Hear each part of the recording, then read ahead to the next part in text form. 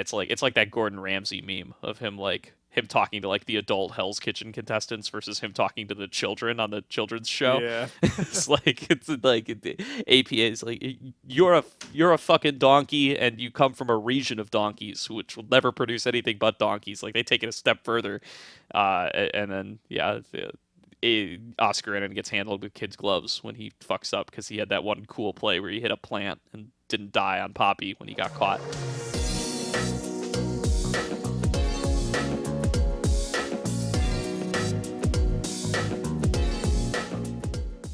Hello, everybody, and welcome to the Salt Mine. This is Season 2, Episode 11. We're coming in for our very first off-season rundown. North America is still in Worlds. NRG is at 2-1. We are recording the evening after Cloud9 has been eliminated by Fnatic, so it is. If there was ever any doubt about our belief in North America and its future, it's the fact that we can come in and record this episode on a night like tonight. It's been a tough 24 hours for those of us in North America. Still holding out hope for NRG up against G2, but we'll see how history looks back on that comment by the time this is actually published and or being watched. But we want to take some time and focus in on candidates for promotion coming into the 2024 season, given what we've seen watching the NACL all season long. That said, first things first, got a little bit of word. I know there's been some chatter about the scene that there are suspicions that salaries are going to be dropping this upcoming year, that a lot of teams are asking players to renegotiate at a lower salary than what they've made previously, and some of the implications for what this might mean for especially some of like the imports in the league, and especially some of the older players who may have been in here for a considerably larger amount of time, perhaps a little bit related to the salaries that they've been making during that time. So I wanted to have a little bit of discussion about that first before we dive into stuff. Hear what your guys' thoughts are on what we think this means for 2024, particularly in regards to promotions and for the LCS in general. Uh, I just believe this episode that we're doing now is even more important. Not necessarily for our brand, somewhat for the brand of the Salt Mine, because I think we'll be able to look back on this episode and quote a lot of things that are said here. But I came into this with I know we have a list of people we were going to talk about as candidates, and in my mind, I also was making a list of candidates that I could see getting promoted, not only to NACL but also the LCS, stuff like that. And that list in my head is now doubled with that news, and I just believe that the smart decision to make. I'm not talking about for the success of these teams in the LCS, mind you. I'm talking about the success economically is going to be, taking more shots on domestic talent. So I think that news is going to play a big factor. It is the big factor. Yeah, generally, I think that could be the biggest case here, the fact that there's going to be more talent. I was also kind of thinking of situations like where importing doesn't necessarily get stopped, but maybe they, like with more importing, well, more importing, no. With importing maybe one or two potential young candidates that actually look promising, like something similar to the Berserkers of the world, where they also actually make use of buying cloud, or of buying what is it called, buying the buying clauses. I think it is buying clauses Buyout. from the contracts, the buyouts. Oh, yeah. Yeah, sorry, that yeah, actually make use of the buyouts and try and showcase profitable imports to other leagues. That's also another way to actually try and look for it. And I would like to see maybe one or two any teams, not necessarily all of them, but maybe one or two that takes two imports from, let's say, one from EU and one from KR. This doesn't necessarily mean that they are going to be the best players ever or anything like that, but if they are able to market them and try and sell them later on to actual good teams in one of those two regions, that way try and recoup some money for a start that they are making themselves. That could be another plan to try and look for, since I don't think importing should die. It's just trying to take a smarter approach into importing, apart from just taking up the NA talent as well. Ultimately, I think it becomes a matter of people who want to play are going to continue to play. I don't think that we are fully bottoming out to the point where people don't see going pro as a viable opportunity. Things will find their balance, and therefore I think that we are going to be seeing systems maybe downgraded in capacity and scale a little bit, but mostly stay in place. So importing is going to continue. I think that we will probably have some big opportunities for people to move up, and I hope that that is what finds itself a bit more robust in the next few years. But ultimately, I'm a little bit pessimistic, I guess, in terms of this actually being a positive shakeup as much as it is a optical kind of drop for the league, and that's kind of what worries me. I hope we're going to be able to overcome that hump and that we're able to put our weight behind a lot of these young players who may now find opportunities for getting into empty roster slots, but it's definitely going to be a tough time. I think the esports winter is upon us. I also, though, do keep hope for the future. I think a few years from now, this will all be behind us. Yeah, I think that's right, and I do think it's a good opportunity to, maybe it needs to be forced a little bit, which is unfortunate, but it's a good opportunity to develop a healthier relationship with importing, more comparable to what we see in the LPLs and the LECs of the world, where they have import players, right, but they don't. That isn't at the cost of their own developmental leagues. I think they use those a lot more frequently as well, and especially in the case of the LEC, they're used like in tandem, right? Like Chasey and Noah and stuff come in, having played in the ERLs. They participate in that development system. They make it stronger, and then get promoted up through there. And yes, they take up the import slot, sure, but it's not all about import slot math. It's about developing a really good pipeline, right? That can also yield you, the yikes of the world, the players who are domestic and going to be a lot more viable. I think the most doomer take that you can have, looking at this this situation, is that the NACL or the LCS is just going to become like a league for the best Korean academy players that money can buy. They'll still a lot more quids. The players of that nature just trying to fish for the next Berserker. Obviously, you can't get quite as good as Berserker because a prospect of that level carries a little bit higher of a price point, and at that point you're competing not just with not just with the Korean challenger teams, but with the Korean main league and the LPL and the LEC and everybody else, and then it gets a little bit tougher. But I mean, even if that's the case, right? Even if you want to take the most doomer approach, it's like I think this potential salary decrease is going to come with very possible reductions in some of the more grandfathered in imports that we have in the league as well. Like I think, your Impacts, your Somedays, your Core JJs, we're kind of getting up there in age anyway, compared to when most esports players decide to call it quits. And with a substantial salary reduction, I would not blame them if that's what pushes them over the edge. And if that's the case, then you need North American players to round out the roster either way, right? If you're losing the existing imports and you're losing the grandfathered in imports, now you really need to start dipping into NACL for some talent. So I'm hoping this is going to be a little bit of a forcing of the hand, and that that'll have natural good results for the region, right?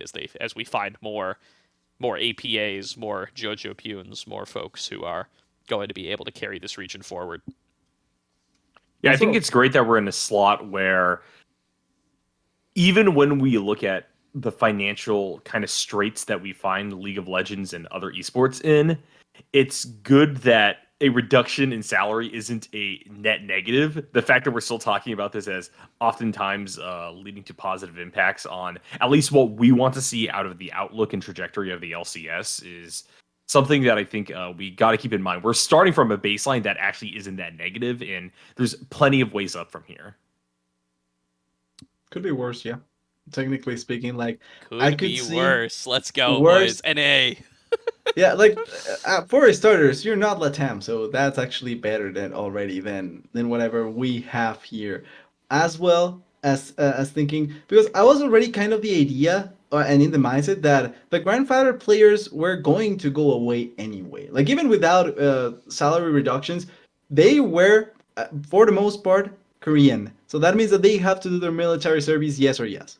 I'm pretty sure none of them want to not go back to Korea. for the foreseeable future at the very least. So I'm pretty sure they wanted to be able to go back there, and that would mean they would have to go to the military service. That would mean that they were kind of obligated already to go away, even without the salary reduction. And then with the now the salary reduction, I think that trying to go for the hungrier players, maybe that don't get enough chances, it's still a fine enough like opportunity to go for it, because and you guys know me, I'm a trial by fire kind of person. Like, I would throw any 17-year-old, personally I would throw any 16-year-old into the LCS and see how they vote. But technically speaking, I can't, and there's rules against that, so sadly it's not in my power to actually make that happen. But in the leagues, even if you actually throw the young players, their potential may just come through when they are 20 years old, not when they are 16. So you have to be willing to take the time, even with the imports. Like, there's players, a famous example, even though he dipped in later years, is Mep was horrible when he started playing. Then he became better with more time. So you have to be willing, even with the Korean and the European players, and maybe even Chinese imports if one comes, to actually give them time, to actually give them the opportunity to actually develop, and that way maybe you find a gem in the rough. And also, I was thinking about the argument of going for the LCKCL players, that maybe other Chinese teams and things like that were going to compete against it. And I was thinking one of the better ways to actually try and get them is having the context, right? Because Berserker came because of LS, technically speaking. Like, yes, there were other factors, but a huge part in that is LS having the contact with Tijuana and knowing that they were willing to give him up, because let's be honest, T1 never considered Cine in anything, so they were willing to actually give him up for NA because they know that NA was going to not matter at all for them. So that was a good way to actually get a good player into their system, and also having the contact to back them up. And I think that that's another way maybe to look at it. With FlyQuest having LS, maybe that's something that maybe they can try and look for with some other players that maybe they don't have the opportunity, since there's the stigma of H in the LCK as well. So maybe there's potential there if you know how to move around in the market. And I think that now any teams need to actually try and be smarter, because I feel like they never were smart. They were just throwing money and trying to solve the problem, seeing if it actually sticks and solving it, but not actually using their brains to try and face most of their stuff. So I hope that finally they actually try and approach that. This is our angle to get Griffin back into NA, guys. I do think, like, I don't want to derail us too much on Griffin, but I think Griffin's got, like, such a great path to LCS prodom now. Like, he doesn't even have to make LCK, right? Like, just be an accomplished LCK Challengers player, and, like, I actually think that's going to be such a great path to him. Like, just knowing, having watched LCS build rosters for 10 years now, I actually think it's such a great path for that kid. I think there's no way that Griffin's not starting on an LCS team. I think the only way Griffin isn't starting on an LCS team by the time he's like 20 is because he's starting on an LCK team. True. So the plan should be Koreans and then take them back to the academy system in the LCK, and that way they are technically NA players that are in the LCK system. I think that's 1,000%, but I believe that unironically. Like, I think that's such a, like, Peter Dunn is in Europe, like, recommending that same thing to people, right? Like, go over to the ERLs, play the ERLs for a couple of years, you get yourself imported back. that's the path to pro. If that works, it works. I still believe to this day that the best recipe for North American roster building is to build you build 4 of your best developed NA talent members, and then you find an import, preferably a young one. It usually ends up being a mid laner in history of the best teams to perform internationally or domestically, arguably, in LCS, and then bring them in to be coached alongside them. The examples I can pull is obviously Gordo's wearing the jersey, but that was the recipe for TSM's most success. I think the height of TSM's prowess domestically, obviously internationally. Well, actually, no. What was the tournament that they ended up winning? It wasn't an MSI, but they won an international tournament. IEM San Diego, was it? Yeah, I think it was IEM. I think it was IEM. Was it San Jose? Some IEM I tournament. think it they was won, but San Jose actually. Yeah. yeah, but well, they still had league tournaments. I mean, so TSM won that, and then the one that everyone likes to reference is CLG. That roster that went to MSI finals. I'm pretty sure Huki's residency. I think he was considered an import at that point, because I know his previous residency was yeah. Korea, and then he ended up getting a North American residency. But he was technically an import at that time, and that was a roster of 4 NA talents in Darshanik, Smithy, Stixay, and Aframu. So that's my copium hold. If I see a roster like that, I'll immediately jump onto it. And hey, who knows? If a roster like that comes around next LCS season, they might just be the org guy back now that I am orgless. Yeah, for the no, foreseeable I'm allowed future. to wear this on. At least I feel justified in wearing it on podcasts now because it's a historical relic now and no longer Yeah, I've got representing a historical specific relic organization. up here with my Yeah. name on it every cast. Yeah. This Mine is- Join the relic. club, guys. Mine I've is this is been a more than CLG. 2016 Svenskeren jersey, actually. My So- God. Okay. Yeah, it's a real relic That's now. a while. It's a retired org, retired player. The whole jersey's done now. Yep. Well, technically not retired, just run away. No, he's a coach now. He's Svenskaren's No, I fully mean retired. the TSM. Oh, the I mean org. Yeah, TSM. yeah, the org's done. No, Yeah, not your- okay, your- I guess the org is gonna come to LPL one day, or something. We'll see. There'll be an expansion team. Who cares? Could be. That's I don't care what TSM does now. They're not NA anymore. Yeah. Let's get into some players. We haven't talked about players yet. So yeah, let's start off. We tossed around a lot of ideas for where to begin. I think the best place to begin is probably the bottom lane. So let's kick it off with bottom lane. Before I say any names, I do want to give my quick little spiel about how I think historically because I'm gonna, at least from my perspective, I'm gonna talk about players in terms of like likelihood. I think that they're gonna get promoted. In addition to like what I personally think about them, because I think that's what's going to be most relevant to the kind of LCS focused audience that I want to center this episode for. Give you guys who maybe don't pay so much attention to the NACL a little bit more of a window into what to expect from these players as the announcements start to come out. Screw it. I'll commit to it here because I tend to follow through on commitments when I say them on the show. I'll update like timestamps or I'll do a pinned comment or something as like leaks start to come out about players, about where we talk about specific players. Got to remember to keep notes about that stuff now, but that's all right. I'll do it. So I'm going to talk about likelihood of them getting promoted, I think, just as heavily as I am going to talk about my personal opinion on their skill level. And with that in mind, I think I would go remiss without bringing up that historically, again, been around LCS for 11 seasons now. I think the number one way to get promoted into LCS is and has always been to substitute in for the LCS at some point because of visa issues or illness or somebody massively underperforming and showing up pretty well while you're doing that. So right up at the top of my lists, right, is going to be the APAs, the Insanities, the Winsomes of the world, because I think that just puts them off to a huge head start. Then, like, maybe second on the tier list is, like, 17-year-old prodigies who people feel like deserve a shot right away. Cough Sniper, Cough Johnson, Cough Jojo Pune. And then third is going to be, like, undeniable best players in Academy who really deserve it, unfortunately.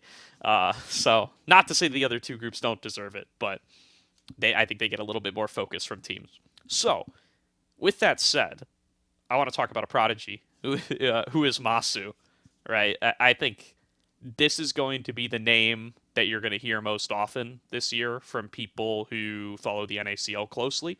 I think not to derail with multiple players at once, but I think Meech got a lot of focus because of his performance in the final that a lot of people watched because he played for DSG.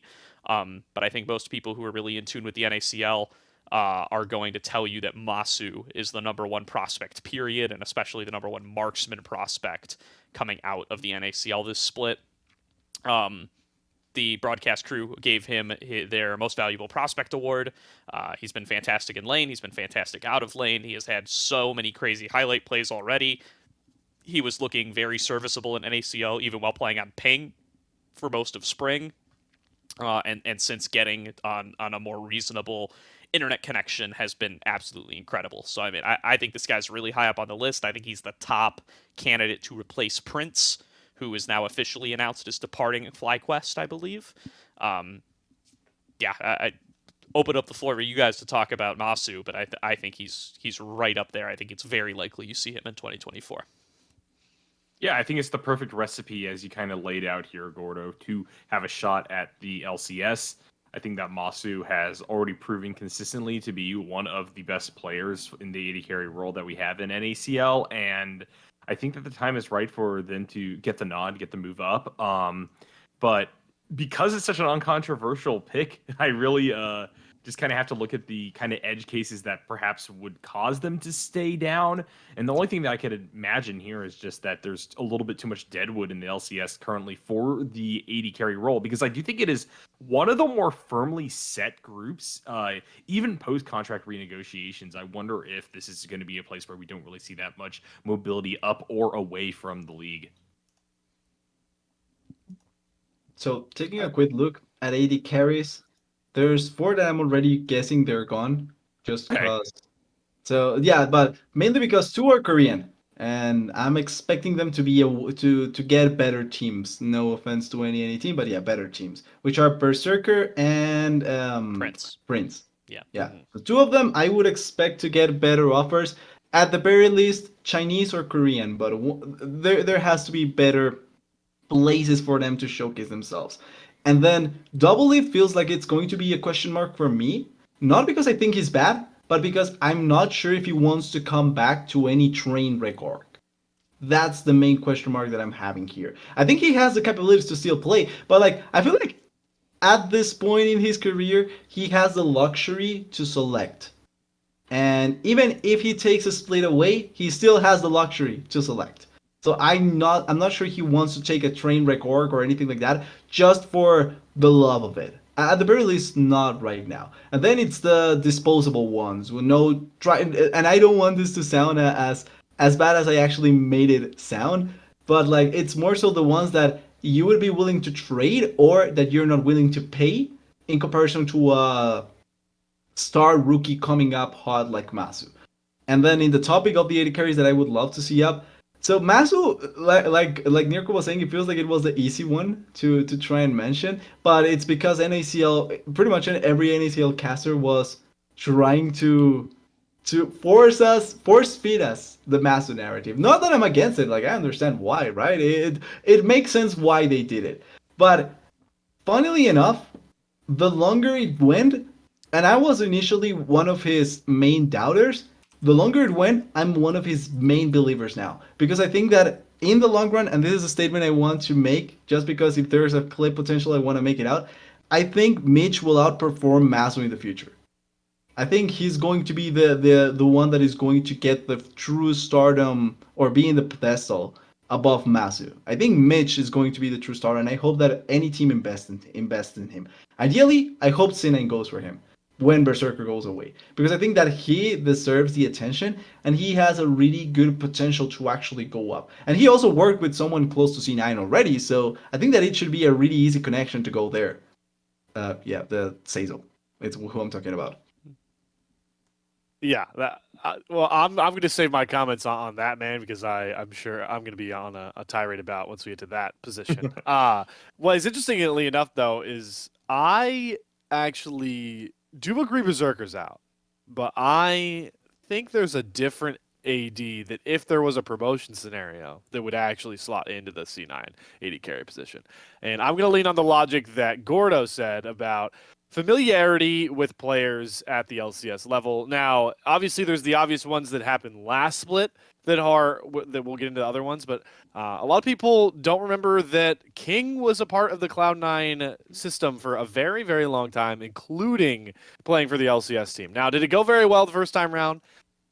Not necessarily. But, however, I still think King made a lot of great strides in a roster that we were for 3/4 of the summer split calling a dumpster fire, and then somehow made a run that not a lot of people were expecting from EG Challengers. Now, obviously, that is also playing into the guys like Surdy stepping up really well, but King, when that team was bad, was consistently really performing well. And I still believe that based off that and the fact that he has so much LCS experience, he will be pulled up into one of those slots. The one player that I think might also have a shot for a similar reason, but I don't want to give him the chance, is Lost. I think Lost has had enough chances, but I could see it happening. I would give it like I would give him like a somewhat chunk chance that it happens because of the fact that he has, gone up in so much and played well when he's popped down at points. The last thing I'll say about the marksman role is I know they're still playing, but based off contract things, I think another one of the AD teams that's going to have an AD gap potentially, it depends on how they play. I think FBI might be out of the league as well when they get back. He's been around a lot, and he might not want to take a cost gap. So I think NRG could be looking for an AD carry as well. But I'm pretty confident with the four, Masu for obvious reasons, Meech for obvious reasons, and I think one of the two of King or Lost is going to be in the LCS by next split. Yeah. So that's a lot of names that have been thrown out in the last couple of minutes. I'll give it to you in a second, Nyarko. I will say, yeah, I'm happy that you bring up Lost there, and I do want to make a point to bring up players who maybe weren't directly competing in NACL in 2023 summer, or maybe even left NACL for a bit to play in LCS in 2023 summer. I think some of those guys are going to be borderline as well and are worth talking about. Yeah, I mean, Lost was pretty fantastic on C9 Challengers in spring. So I mean, I just hope that while I agree he wouldn't be super high on my list, just because I think there's other really good names on here. I think between Masu, Meech, King, I have some other names I'm going to mention in a bit as well. That I would rather see newer talent, but don't be crazy shocked if Lost's name starts coming up somewhere or other, especially because he doesn't take up that import slot, and especially because he looks so good in spring, which he's done before, right? He's been an academy gatekeeper for a while, but this region gives people a lot of shots. I have no idea how the narrative, by the way, not to get on a tangent, but I have no idea how the narrative is that like we promote rookies too soon and then everybody hates them and then their career is ruined. Like, who has that ever freaking happened to, guys? We give these people so many chances, like, just to support TDS's point, like, just promote the young guy, and if he bombs out, we will give him another chance if he still looks good. We've done that with every player. it's like ideally sooner rather than later, but it's still better to actually try them out. And also, like, because just talking about it quickly, like with the APA recent, I don't want to say hate thread, because I don't think it was a hate thread. It just felt like random drama that started. I wish we did the same when consistently bad performances by Korean imports happen, because it's easy to go against any rookie that performed badly. I also I'm going to critique them because I think they performed below what I expected from them. I think they could be better than this. But that being said, I was hoping for the MNS thread. Where is that? I didn't see anything about MNS compared to APA, and he played like dog shit as well. So I need to see either same reasoning here for every player that is coming through, or not, or don't say anything. And same Summit, by the way. I think this actually feeds into a point that I want to make really quick, which is that this is a very tough navigation to navigate or discussion to navigate. And I've honestly not fallen off the concept of this episode, but I'm getting more and more stressed trying to figure out what my arguments are going to be for the rest of these players, because I'm looking back at our rosters and I'm looking at the kind of fantasy off-season speculation that we need to do for what things are going to look like in the future. And for me, I think that a lot of who gets shots and how we talk about people getting shots really comes down to who we expect to stay, who we expect to go on the LCS's currently extent side. And then from there, we can try to build out who has connections where are teams most likely to draw from if we think that there is some amount of vertical mobility from an academy team up to the LCS roster, or is it a little bit more free for all? That's something that I need to kind of work through here. But to quickly touch on C9 in particular here, I think that if we are looking specifically as to what slots are going to have a potential for C9 to draw new talent into, I think that right now I'm looking at bot as being relatively locked up by Berserker. I think that C9 will want to keep one or two players on the roster. I think Blabber is a strict lock. I think that he is what C9 are looking to build a team around. And then beyond that, is it Eminus? No, I don't think so, especially after the All Chat incident. I think he's probably gone. Fudge has been perpetually disappointing to me, but I understand that he has his own meme potential. I could see it happening. But Sven also looked really disappointing at this Worlds. I think that if they renegotiate, there's a chance that he falls off. And I think that if they want to throw money at someone, it's probably going to be their bot laner. So for me, I'm going to say that I got to look elsewhere in the LCS to see where people could slot in. And that's why I'm a little bit down on someone like Lost, even though he has ties to the organization formerly.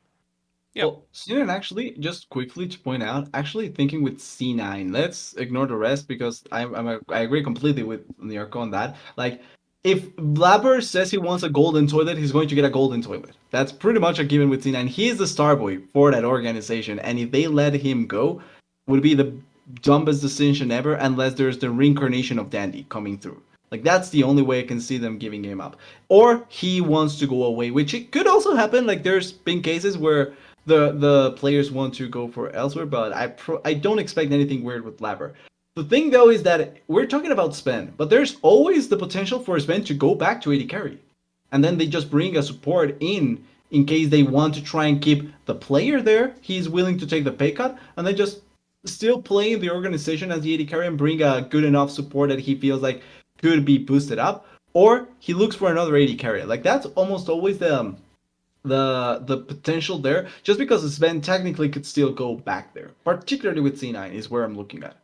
BDS, you don't hear about a pipeline moving in two directions. The ADC to support pipeline is very real. Nobody's climbing back up.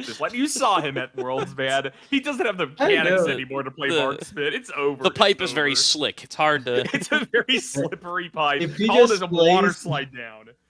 If he just plays something like Ashe every game, then I'm fine with that. Well, I will say the thing. I'm feeding into the tangent now. The thing with Sven's mechanics is playing engaged support has to be the opposite mechanical logic to AD carry playing. So I'll give him a little bit of onus there.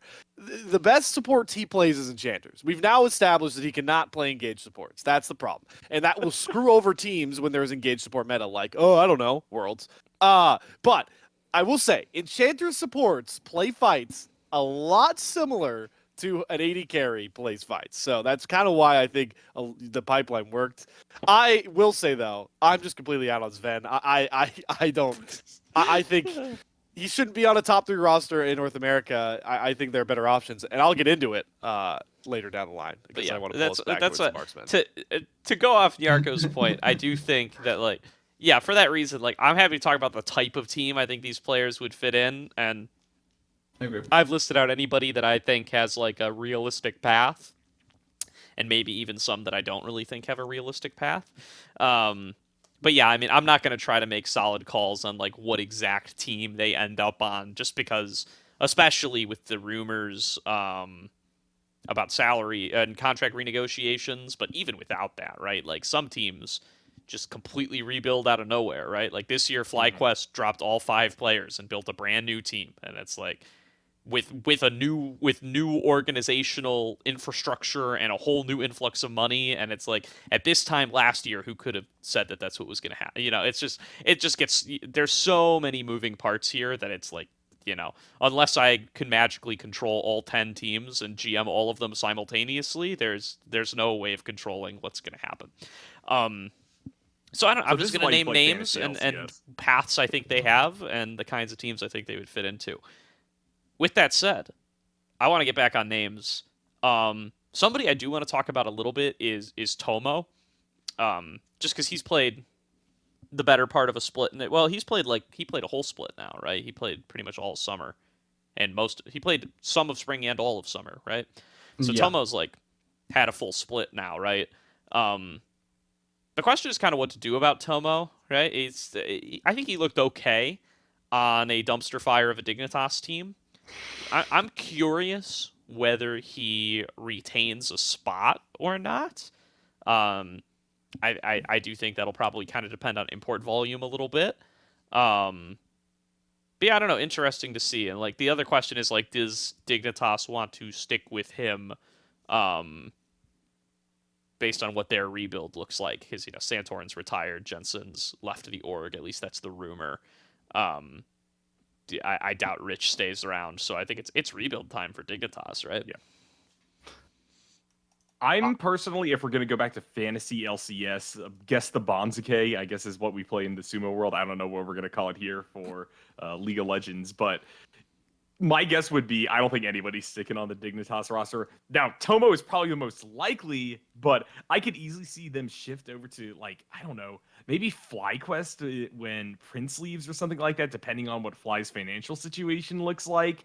But yeah, I don't think that Dig is going to be doing a whole lot in most of their roles, but if there was someone to build around, it's probably Tomo by virtue of getting a decent contract negotiation out of him. But that's just the vibes that I'm operating on right now. I have a different idea for Dignitas, but we'll get to that later.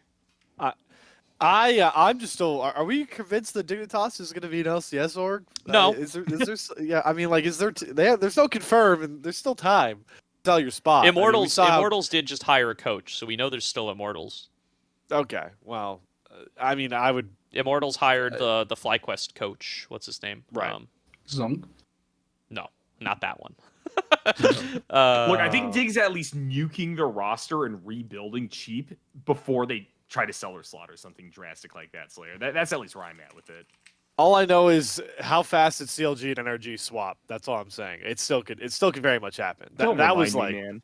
That was like an overnight thing. It's a point to make. I mean, like, like we could pretend like it takes forever to do this because Reginald decided to rant on Reddit about how he's getting TSM out of the LCS like 6 months before the deal got done. But in reality, it's like if these orgs here on offer they like, I mean, even like a roster that or an org like CLG, just yeah. So I don't know. Dignitas is certainly a very weird one. I lean more towards giving in my head I've kind of already picked out 480 carries that are marksmen I think would get promoted, or like 3 of the 4 of them are, and I've kind of already outlined them. So I guess that makes me a little more out on Tomo than more people, because I think guys like Masu, Meech, and then like one of King and Loss will take up the slots that are remaining over Tomo. I think he's probably following the trajectory where if he wants it, he'll drop back down to NACL, and then we'll figure out if he's worth another one of those shots like Gordo keeps outlining we give to so many players.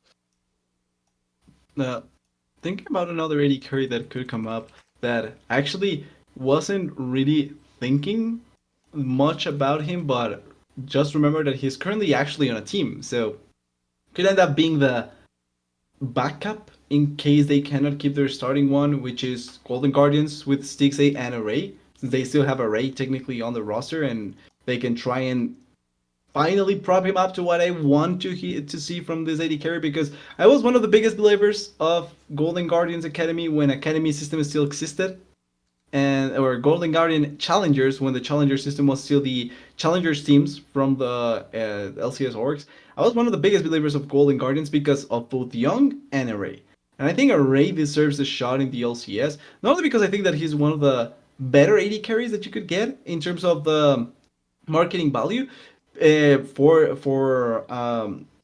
the Challenger system, but also because I think that he's one of the better ones as well. And hopefully he gets team. Even if it's not Golden Guardians, I could see him going into any of the remaining teams that are still going to be left. And also thinking about the Dignitas thing just quickly, this may hopefully it's not a big tangent, but just quickly, like there's still the chance that that the organizations decide not to sell anymore just because they try to hold out for maybe a better upturn in the esports ecosystem, and then they sell as soon as that upturn comes. But maybe they're going to wait a bit longer before that especially happens. Because I think TSM's kind of fucked the market a little bit. Yeah, pretty much. I think that at this point it's pretty much going to end in a loss anyway, so why not try and wait it out and see if maybe there's an upturn?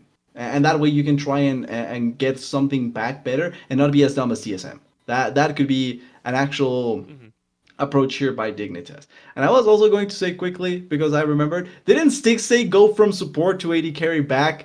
No, Stixay he went from Academy to LCS to he went But down he to was Academy playing back up, and he went to support. coach. He went from coach He to went to Academy, coach. back to He went to go. LCS. Damn, I But thought he it didn't was play support. Dixie. Yeah. He played AD There carry was the a whole time. player there, but I don't remember who he was. But yeah, I'm pretty sure Array is my like kind of third option after both I think you're thinking of Mitch Keith. Keith and went Massive. AD carry to support, back to AD carry, Oh yeah, but like Keith. never back But at who remembers LCS.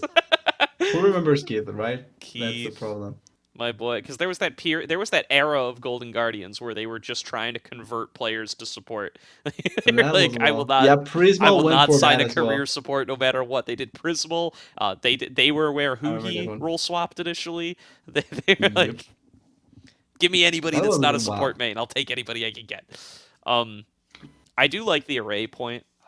With that said, I think I'm pretty curious to see where a lot of, because there's like, my brain thinks of 3 players: Array, Jenkins, and XU, who, when their respective NACL teams when got dropped, orgs picked them up as substitutes, and they took Yeah. those substitute contracts rather than play in the NACL or the NACLQ circuit. I'm very curious what that means for these players' careers. Like, is that an advantage? Is it a disadvantage? I don't actually know.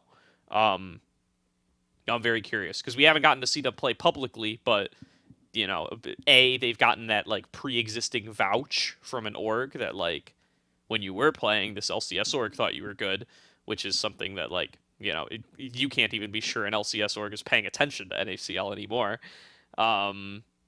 And so, like, there's that vouch, and then there's, like, in theory, right, how involved have they been in the day-to-day of the team? Did they ever play any scrims? Stuff that's just not public facing. So I agree that Array could do it. I think he would deserve it, based on his spring performance. I'm just very curious to see what position he's in. I have one more AD carry before we move on, and that's Wixie. Wixie was one of my... If we had done an episode like this between spring and summer, which we never ended up doing, Wixie was on my top 3 to be promoted between spring and summer. Tactical was coming off of a very bad spring. That was a change I was endorsing IMT to make. Instead, they disbanded their challenger team. And dropped Wixie. With that said, Wixie then went back to Korea for all of summer. He was grinding in Korea. He just got back. He's playing on a team called Peach Cats in the ACL. TDS and I just cast a game of his last week. He looks great. He beat Mirage Alliance along with the rest of the Peach Cats. I think he looks fantastic. He got to play Jinx one game, which is a little bit of a life hack, but still, he looked very good. I think what really stands out to me about Wixie is how he has responded to the amount of adversity he has faced in his career. Like, I think if those who don't know, right, he came up, he got his first shot in Academy it was 100 Thieves Academy, right? I'm going to make sure that I'm not crazy about that while I talk. Was it maybe the Prospects instead of Academy, or was No, it I think actually he was on 100 Thieves Academy for like one split. I'm Okay. pretty sure. No, it was Cloud9 Academy. Yeah, no, he was on 100. Yeah, he was on 100 Thieves Academy for one split in spring 2022. So he played for 100 Thieves Academy for one split in spring 2022, got dropped, and then kind of grinded his way back up with AoE Ginger Turmeric, the core that eventually became Wildcard. Got onto IMT Academy again, and looked better than ever. And then IMT Challengers disbands, right? And he takes that opportunity and goes to Korea to keep grinding and keep getting better. Like, I think he's just responded to these kind of like curveballs and shit sandwiches that the scene has handed him, and he's done a fantastic job of it. And to me, that I like seeing that kind of fire, that fight. The fact that he responds to stuff like that by just grinding harder and getting better is huge. I think, especially in North America. Yeah, I think that Wixie has a shot, but I do think there's a chance that he kind of falls under that narrative that you mentioned at the start of the broadcast, Gordo. Or I keep saying broadcast. It's a podcast. I don't know if that's truly We're broadcast. broadcasters at heart, Nyarko. You can call it whatever you want. But I do think that there's a chance that he gets called up to LCS. I don't know what his success chances are going to be like at that level of play. But the good news is that we give many second chances to prospects. And as long as he gets his foot in the door, I think that he has a shot at the top level. And as you said, I think that he faces adversity by grinding harder, getting better as a player. And there's still such a ceiling for him to grow into. So I really like to put him on the list. And honestly, I don't think I disagree with anybody regarding the list. As for me, as we do lose Slayer here, hopefully you'll come back. But I don't know what happened. Interesting. Here, Caddy? let me refresh is that you. Caddy? Have Caddy I gotten moment. the Caddy treatment? I got you. Oh, there you are. I got Hello, you. hello. I refreshed I you. don't know how that happens. That means it is a Caddy moment because I fixed it the way Caddy always fixes it. By hammering the refresh button. Yes. Worked. But yeah, all I was gonna say is I don't think I disagree with this list. I don't think I disagree with the order you guys are putting these 80 carries in. For me, it's just maybe I'm a little bit more pessimistic about how many of them actually get the call up. But stacking wise, I think that they're going to be going in the order that we're talking about them in, with the Wixie kind of at the very bottom of the list, unfortunately. Yeah, I do think, like, don't get me wrong, I think baked into the amount of players I have on this list and that I'm going to try to talk about here, I think baked into that is a desire for a paradigm shift, right? I think, like, right now, it's like you have to be the best of the best, undeniable, and then you're, like, borderline to get promoted, right? Like, it's like we came into that last offseason, right? And it's like this time last year, we're like, is Boozio gonna get a shot? Is Tenacity gonna get a shot? Is, it's like the only person I think I really felt confident 100% was gonna get a shot after last split was Ayla, and that's just because he got to substitute in an LCS team that was good. And yeah, I would fully endorse like a paradigm shift for that, right? Like that's not how it is, at least from my perspective in LCK, in LPL, in LEC. It's like the best of the best, cream of the crop are getting promoted. You know they're getting promoted. The question is just where. And then, your next level down, you're like pretty good borderline guys are just that. Those are the borderline guys. Maybe they get promoted, maybe they don't. Like that's how I wish we would view talent in North America, and that's where I hope the kind of forced consolidation from the salary and the esports winter stuff will take us. So I mean, I don't know that it will, especially not like overnight. So maybe Wixie and maybe like Wixie and like King have like very small chances in reality, but I think this mentioning them at all is pushing for a paradigm shift where I think it's like Masu and Meech should be a given. It should be 1000% they're going up. And then the rest of these guys should be maybes. Instead, I do think the reality is like, I hope Masu and Meech go up. Like, but I hate that, and I refuse to endorse it as the way things should be. I just think that when it comes to Wixie, I'm very confident that he will be on a NACL roster next split. I just think I believe in the talent. I trust a lot of what Gordo says about talent, honestly, more than my own intuition sometimes. But the matter of the fact is we haven't seen him on a Riot stage in a while. And unfortunately, orgs just in North America don't take the shot like that when it comes at the highest level. So yeah, that's fair. I think he's going to be on. And the unfortunate part is I can't even confidently say that I think he's going to be on an ACL roster. I hope he's on an ACL roster because I think that if he is, and the promotions to play out the way we've seen them play out, he will be the best marksman going into the NACL, in my mind. Well, and thankfully, the beauty of our new NACL format is I'm not, even if he doesn't, I'm not that concerned because I think he'll get promoted by summer because somebody is going to want an NACL spot, and they will. The person who wants a spot will identify that Wixie is a good way to get it. Yep. And also, just to add on to that, like, I think he will secure the NACL spot because we do have Samudo. Like, he did something similar in spring, and he ended up going into summer in an NACL spot. So I feel like, at the very least, NACL should be a given for Wixie. Peaked Grandmaster. I'm pretty sure Wixie hit Challenger, so... Yeah, Yep. exactly. So I'm pretty sure that should be a given for the NACL spot. Hopefully, it's better than that. But at the very least, I'm expecting the NACL spot to be sure. All Can right. Peach Cats just straight up qual?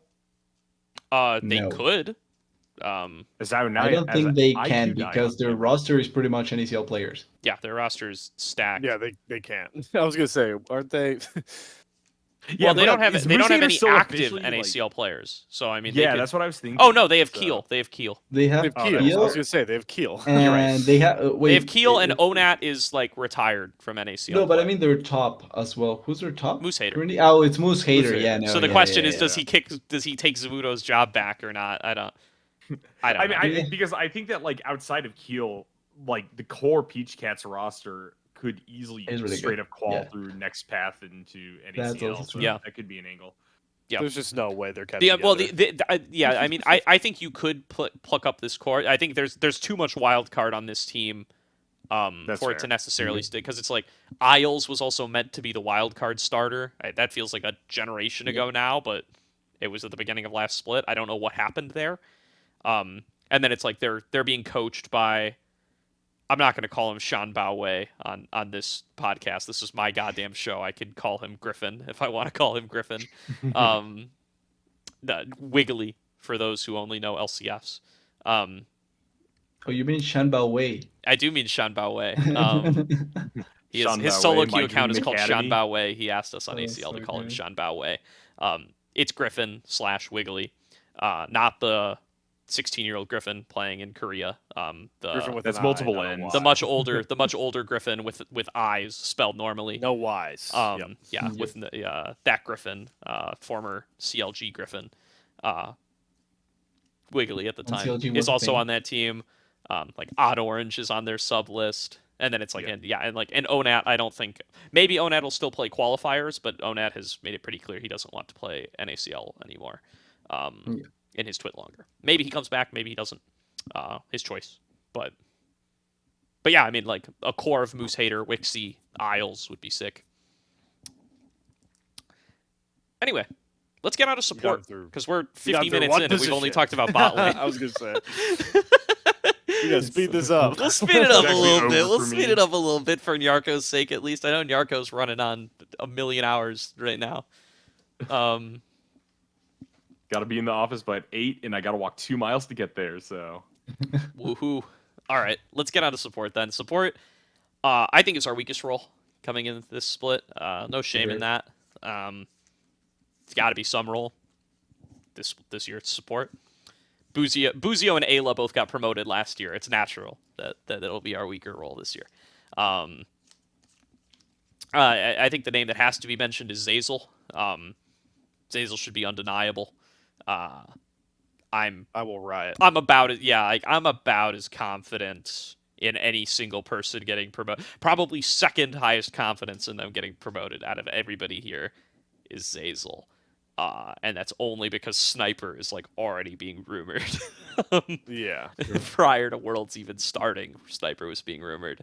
But yeah, I mean, I think especially in a league that is going to try to get more talent, like North American talent is going to be forced to get more North American talent.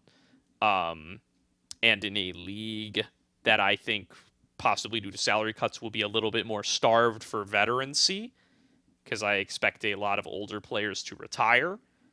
And in a league that just needs more good supports, like I think Zazel's your guy, right? Like, like Biofrost seems pseudo retired. I expect Core JJ to retire. I expect Treats to go back to Europe. Well, he already said that he was going to stay with Tactical, no? Didn't he already say that both of them were going to stay? Oh, at the very I don't least know. for Maybe next he year? did. Maybe he did. Whatever. Either way, that's one player. But there's also the angle now talking about sports that someone now this makes sense, right? That someone or maybe a couple of them just lane swaps into support. Yeah, Since it's I going mean to be that's quite the an open risk, role. right? Is like And honestly, Please like don't.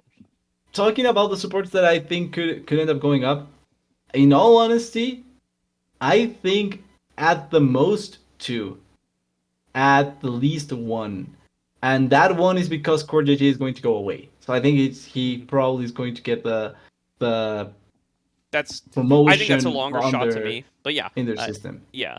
So I mean, But to finish up Zazel, I'll let Slayer yeah, gush on Zazel for a second. But yeah, I mean, I think Zazel's the most complete support, probably the most complete player coming out of NACL. Right? Like he lacks the hype that like yeah. Amasu does because we've seen him at this level before. We've seen him at Worlds before. And honestly, I don't think he was ever bad enough to deserve being taken out of the LCS. Kind of a surprise that it fell that way. Yeah, I will welcome him back with open arms. Come back, support Santa Claus. Yeah, I've been crying weekly since he left. I'm gonna keep this one. I'm gonna keep this one a buck. Zazel will be in a Cloud9 or TL jersey next LCS. Wow. He will be their starting support player. That I is, wish I had that hope. because I think Core's gone. This sounds toxic. I pray that Sven is not playing support for Cloud9 anymore. Good and save. Good hedge. Good hedge. yeah. So Zazel is either going to go home to Cloud9, who are going to welcome with open arms, paying him less than they paid Sven last season because they have to, or TL Steve is going to be as one of the few org owners I can trust besides Jack, is going to look at Zazel and be like, well, I mean, we lost Core. What are we going to do here? What do we got here in the academy? Oh, Zazel, that guy went to Worlds. Throw him in the roster. I'm sure he will go well, especially paired next to Jan, who, like you mentioned, Zazel's a bigger veteran than half the supports we saw in the LCS last split. So why not put him next to Jan? That's my call. Zazel will be playing for Team Liquid or Cloud9 come 2024. Did I miss a memo that Core JJ's just gone? I feel like he out of anybody on the TL roster has a pretty high likelihood of staying. No, I don't know. He's not even a real import anymore. Doesn't he? Have he American he has a green card. So I mean, first of all, I think the big thing is that he just turned 29. So if he has to go 100%. Yeah, I think the rules are different if you are not in Korea. I'm not going to pretend to be an expert on Korean law. I remember the truism for forever was you need to do your military service by 30. But there's been cases where that hasn't been somehow Reaper is still coaching in the West at 31 and stuff. I don't understand how some of them have managed to dodge it. The question is, well, first of all, does Core JJ want to move back to Korea at all? Does he have to by age? But I mean, I think the other concern, right, is he's been one of the better played players in the league for a while now, and I just don't think TL is going to keep up that spending. I think Steve is given one too many last dance pitches. I don't think he will be able to secure the money to keep paying Core for much longer, and I don't think Core. I don't know. My personal guess is that I don't think Core at nearly 30 with a wife and shit now is going to want to keep playing LCS League of Legends for pay that is more moderate. Yep. So there's no factual evidence on what I'm about to say, but I think I remember seeing this somewhere because I'm a huge K-pop fan. So I, to a certain degree, follow what happens with the Korean military, but there is no factual evidence to whatever I'm about to say. I just feel like I remember seeing it or have some inkling to seeing it somewhere from some crazy K-pop fans. If you are Korean and you go out from Korea, you still have to do Korean military service. You can stay out of Korea and not do the military service, but you cannot come back. You're banished pretty much from the country. You cannot come back. So he can stay here, but if he wants to see his family again, he probably wants to go to the Korean military service. Yeah. Yeah, no, but I mean, I think the underlying point is correct. Yeah, I thought that's the thing. I don't know if it's so after you're 30, you have to go the second you come back, or what the deal is. Before you're 30, you have to have it done. But I think there's slight exceptions. What I do think is there's a slight exceptions for athletes, because athletes may have a bit more leeway depending on both their accolades and if they're actually recognized athletes. I think there's a slight exemption there, but I'm not going to act like I know that. I know they have to do it before 30 Korean years. Now I think they took that away, so now it's actually years, but you have to do it before 30. Well, isn't the thing too when it comes to athletes, didn't because didn't Korea just win? If you win an the Olympic medal, I know but it it's exempts only you. the and players that Asia won Games it. counts as an Olympic medal. Asia, okay, so So that's the Olympic the thing, six okay. the 6 players on the Yeah, only the Korean ones that won Asia it. Games roster Yeah. are now exempt. Yeah, Okay, so I didn't know because that I'm fell into sure- Olympics.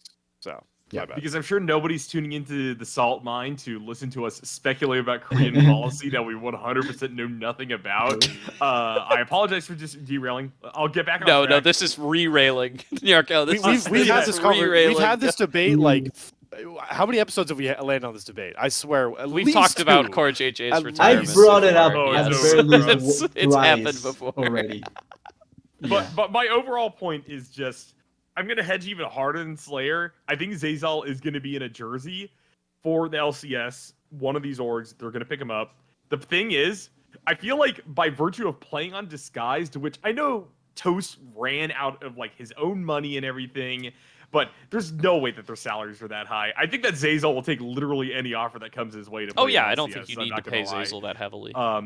And so therefore could be a dig angle. I think that there's a bunch of different places that he can go. I don't necessarily think that, especially given the fact that he no longer was on C9 Challengers by virtue of it disbanding, really needs to be called up to either them or TL necessarily. True. I just think Before, like, we're I just remember ignoring everything, and it's Arrow just swapping to support and then going to TL or C9. Oh my god. No, I remember Zazel refusing to play Academy because it was like where careers go to die. That's a quote Yeah. from him. Yep. And so it's like I think you would think about Dignitas the same way. Like I think Dignitas is also where careers go to die. Yeah. So I think he'll have some matter of choice, and I think if you have any matter of choice in the LCS, you avoid Dignitas. Yeah. Along that same logic, really quickly, Gordo, that's why I said C9 and TL, because I think those will be the two most successful domestic orgs in the LCS next season. Outside of NRG, who I don't think will move Huhi. I think FlyQuest will still be spending a lot too. Maybe not quite as much as this year, but I think they already they'll have still be Vulcan. spending. They do already have Vulcan, assuming they keep Sure. Vulcan. Vulcan did an interview think that if recently. they're gonna keep anyone, Vulcan's it's still Vulcan Vulcan's angle. still floating the Europe thing. Oh, right. So maybe he goes to Europe. They probably keep Spica anyway, and that's already a good start. So, Cool. maybe, But maybe let's they let's look get into the promising. point that TDS was making though about other. I have Kim down on this list, and the only reason I have Kim That's down my on main this one. list is because I suspect Core JJ is retiring, and because Yep. I know that Team Liquid likes him. Like Spawn has a lot of sway over there, and I know Spawn is a big Kim down guy. Yeah, I don't know. They just love him over there, and you got to give that some weight. When the org is like so behind a player, yeah, that they're like even they're a decent amount of their public academy tryouts were streamed, and like people didn't like him down out of that much. I know his like non-stream games supposedly looked a lot better, but it's just like they just see something in this guy, and it's not just the fact that he can speak Korean. Although that doesn't I was hurt. gonna make the joke. That doesn't they hurt. keep the It do- TLCK dream alive. It doesn't hurt. Like that's the thing. If No, they're still burn it. trying this Korean thing and Burn they it. lose Core JJ, I don't know why you would be trying the Korean. I think the whole reason that they tried the Korean thing was because it was supposed to be a language Core JJ was more comfortable shot calling in. Yes, exactly. But so And I that don't know didn't why help. you would keep doing this Korean thing if you don't have Core JJ. But if they do for whatever reason, Kim Down fits the bill. I also No, I I think speaking Korean is also like, if we are in this doomer world, it's not even a doomer world, but if we are in this world where the way of the future is really importing a lot of these young Korean players, having a player that is domestic that speaks Korean is going to become a more a rarer asset because we anticipate some of the older Koreans to move out. So there's going to be fewer of them, and I think that's going to make them go up in value. And I think that makes Kim Down more valuable. And let's throw him in here. I think that also makes Winsome more valuable, Yeah. who is also pretty high on my list of supports to be promoted because he looked very good with his time subbing in for FlyQuest in first round robin of spring. Yeah. I am obviously 100% confident on Zazel. I believe I'm kind of with TDS, I guess. At the highest, I think 2 get promoted. I think the second should be Winsome. I think Winsome at this point would also be more inclined to taking a slot from a lesser LCS. These are lesser LCS org. Like Zazel's been to Worlds, Zazel's played with like the top orgs. It's not the same for Winsome. So if FlyQuest say, "Hey, we're actually going to keep Vulcan. He's not going to go to EU," I could see Winsome ending up on an Immortals, somebody else, or like Shopify. I mean, hey guys, welcome to the league. Take a shot on Winsome. Hey, good cornerstone. I was also gonna make the joke with Shopify that maybe while every team was trying to go budget, Shopify just comes in and shops for the biggest players and just wins the league outright because they bought the better players just in the first season while everyone was going budget out of nowhere. That'd be one hell of an approach. I don't think Shopify has that kind of money. You know who would do that? You know who would do that? TDS if they got into the league.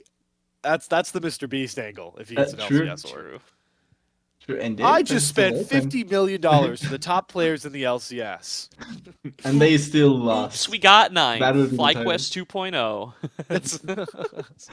Also, I was just going to make the point quick, and I hope this doesn't sound like I'm in any way advocating or defending this person. I just hate him so much because I think that he would have been such a nice addition in terms of skill, but he is the most idiotic person I think I've seen in any capacity related to LCS, League of Legends, and NACL, and it's joking. Like, the guy, I just think he could be good, but legitimately, his approach to everything is just the biggest pile of crap I've ever seen. Like, I wanted to believe that he was going on a redemption arc with Wildcard, trying to make his appearance go better, and 3 weeks after that he just goes and does the stupidest shit ever.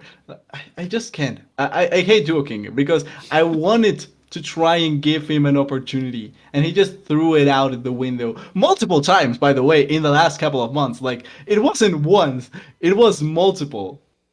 I just hate joking, that's it. Pop off, TDS. We don't we back you. We at the Salt Mine, while we do support Duo King's play and think it was pretty good, we do not support any Duo King's actions and disagree with it on many levels. Good disclaimer. Good disclaimer. Yep. Only other support I have on my list is not Duo King. Thank God. It is Breezy. I don't think it's likely. I think this is probably the least likely one I have on here. I think he's good though. I mean, I put him on my All-Pro list in summer. I think he and Lynx were very quietly like a very good lane. I don't know. I haven't rewatched enough old footage. I just don't have time in my life to watch like 2022 Academy games again. But I don't know. It's made me look back on his time with Meech maybe a little bit differently. I wonder if I was selling him short. I don't know. I was impressed with Breezy in summer. I think if the well dries up, if Zazel and Winsome and Kim Down all get promoted, or like if Zazel and Winsome get promoted and Kim Down doesn't get promoted by Team Liquid, because I don't think any other org is particularly interested, and you just need an NA support, then I don't know. You don't want to give Poom another chance, and Biofrost doesn't want to unstreamerify himself. And no one lane swaps. Please, nobody lane swap. then I don't know. Look at Breezy. That's a lot of conditions, but if all those conditions happen, I think Breezy's like next guy up. I just don't know. What about who else who lane swaps? Like JJ's going to college. JJ's retiring. Oh. So it's like, JJ's That's like a sad JJ's one. done. Yeah, I know. I'm sad about it too. But yeah, JJ's done trying to go pro. It's like there's not a lot of names left actually. I don't think anybody wants to give Smoothie another try. Yeah, I don't know. I don't think Don Bray's there yet. Yeah, I don't know. We're running out of names here, guys. Yeah, I think Breezy's should the next lane one up. swap though. Like I want to actually give a name for lane swapping, and I actually hope he does, because he's not going to. No, but he's not. He already tried. Like, he tried so hard, and teams just keep on discarding him. And I think that he deserves an actual shot in the LCS, and maybe as a support he does. And I'm talking about Armeo. Like, for the love of God, he was a great jungler, and I think that he can translate those skills just play for jungle. the support position. Teams should just but get him please, in jungle and not bench him. I think Gordo, at this point, it's not going to happen. We've already had I this don't know, conversation like- time and time again. He's doing. He did something in his previous life where he probably was hiding in a jungle, and that just cursed him forever. But this time around, just move support. You probably can translate most of the skills there, and you can do a better job because most supports in the league probably are going to not be as good as what people are expecting. So I think he could have a shot. And please, Armeo, consider it. I just want him to get an actual shot in the LCS. I think he deserves it. Yeah, I just think he should be an LCS jungler. I agree. I- Let's I'm move going on. to You know do what? that. Screw it. Screw it. We're going in whatever order we want. Let's go to jungle. Let's go to jungle. Let's Okay. talk about Armeo a little bit. Perfect tangent. I don't even officially have Armeo on this list, but I mean, that's what, like Armeo should just be an LCS player at this point. Like, when is he? He's been like he was. I don't know. If you want to make the argument about seeing what you have with Shaden, even if you want to make the argument about thinking that Shaden is better, like Armeo was still like a top half LCS jungler in summer. Like maybe he's not Blabber, but I think he was better than Santorin, who is now retired. I think he was better than Kenvi. I think he was better than Closer. I think he was better than Buki. He's better than Pioshik at points, guys. I think he was better than Pioshik. I won't say at points. I will say completely. Like I won't. I think he was don't better want than to go Spica for in summer. Pioshik for 5 series. Yeah, even yeah, Spica. like, I think he was the top half LCS jungler. And I don't know. not Like, only give him, LCS, give him like, a he team. pretty He's- I don't know. That's all I have to say. Down to challengers.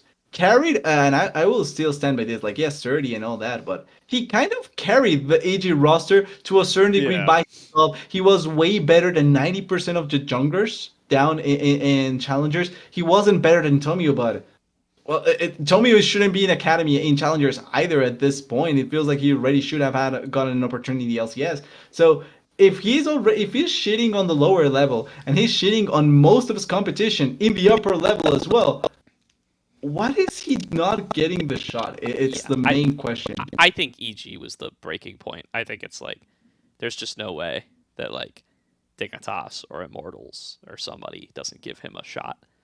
Like, I'm just building my Shopify roster in my head right now. I've already got 2 of them. Yeah. or like or a new org, right? Like you're stepping in. It's just like, you know, if you want to build around just rookies. the TSM roster with Armeo. Well, and that's the there's- other thing. Again, like I think veterancy is going to become a more rare commodity in a league that has historically been the oldest league in the world. I think we're going to get a lot of retirements this year. True. If Armeo's not one of them, I think his stock goes up because he's played in a lot more metas. He's played a lot more years. You know, maybe he hasn't won a title, but he's played in LCS was about finals. to win Even one. like it's not even. You know, it's. I don't think it's that far fetched to say that he's like a very valuable piece for that reason. The other side of the Armeo coin is Shaden. Will he continue to start? I think odds are decent. That's the I only think- team he'll start for. Well, is Evil Geniuses still in the league? Is question number one. If they are, I think they'll start Shaden. I think like they have to. This has to be like this is like the Kim Down situation, but even more so. Like they have to like him in house because Yeah. I don't think he especially looked Well- better than Armeo on stage. But They're they kept keeping putting Kelsey, him in. right? What? They're keeping Kelsey, right, as their like top. They haven't said that they're losing her, but they also like if they sell their like League of Legends vertical, who knows? Yeah. But like I'm pretty sure Kelsey's one of the biggest advocates for Shaden so Yeah, far. I so- agree, and she's like their head of coaching. Yeah, so Yeah. yeah, I mean, whether it's Kelsey, whether it's I think Artemis is still there, isn't he? Whoever it is, maybe he just left. I don't know, but I think he went back to collegiate. I think he went to collegiate. that's if I'm not wrong. what's his name? The guy who's now coaching Winthrop, but whatever. No. My point being that whoever it is, they like him in house over at Evil Geniuses. Yeah, you're right. Artemis did go to Winthrop. But yeah, I think they like him at Evil Geniuses. I would expect if they're still in the league that they're starting Shaden. Yeah, that's the only way I see him in the LCS. To kind of, to move, I kind of want to move away from the frustrations of the Armeo Shaden debate because we've had it a lot, and look at the list. We have a lot of junglers to talk about. True. I feel like the Keel and Perry conversation is very intriguing to me. Agree. Because they fall into that like kind of like prodigy tier, right? I think Perry especially does. Perry's very young. Yeah, Agree. yeah. I think I'm torn because I think Keel, and it was talked about a lot of interviews with that wild card team that wasn't really with a big kind of veteran presence, especially with how weird the split started with support. It sounded like Keel came in and was as the leader a lot of that time for wild card, and I think he's shown kind of like veteran poise you expect from a jungler, right? Like with shot callers, like you're usually gonna get a support or a jungler that's usually filling that role. So in my mind, I would like Keel. I think Keel, along with another jungler I'll let be brought up later, should deserve promotions. But I understand that Perry he's kind of like he's not only like the flashier prodigal play, but he's also kind of just like, if you take the social media angle, I've tuned in a lot. Perry loves to just he streams a lot. He's making a personality out of himself, and that Also does YouTube. garner. Yeah, also YouTube. And that does garner, and coaching, I believe. Like Yep. more attention. The brand side of things. So. Yep. Perry's done a really good job in the offseason, and honestly, while he was playing for Cincinnati Fear, doing this. So I'd like to believe he gets a shot. My problem with Jungle as a whole right now is there's so many names, and it was such a saturated part of the NACL last season that there's a lot of guys we want to go up. Agree. There's just not enough spots for him. Agree. There isn't going to be. Agree. Yep. Yeah, the Keel Kit Perry conversation's interesting to me. I do think I'm pretty much in lockstep with you, Slayer. I think Keel feels more complete. I like the shot calling, like you said. I think he's really a leader on wildcard, and I think that's the kind of stuff you want to bring into the LCS. If I were building a team, I would pick Keel over Perry. I do think the age thing benefits Perry a lot, though. The fact that he is, what is he, 19? Yeah, he's 19. Yeah. Born in 04. Jesus. Which I think, yeah, That's 19. yeah, That's 19 now. it's 2023, baby. We're the end of 2023. Yeah. So, yeah, that's sick for him. Yeah, I won't be. Yeah, you'll never hear me complain if Perry gets the nod. I think he's great. I do think he was on a higher, like his trajectory was steeper in spring. I think he looked a lot better in spring. I think in summer he kind of, he looked a little less, he was more just kind of spamming Sejuani Maokai in summer. But I still think he was very good. And I would be very happy to see him up there. Another pair of players that I kind of want to group together are Mir and Yuji, in that these are both players who are very good and were on LCS affiliate orgs, but they are imports. So the question is, does that hurt their chances? Does that help their chances? Because this is North America.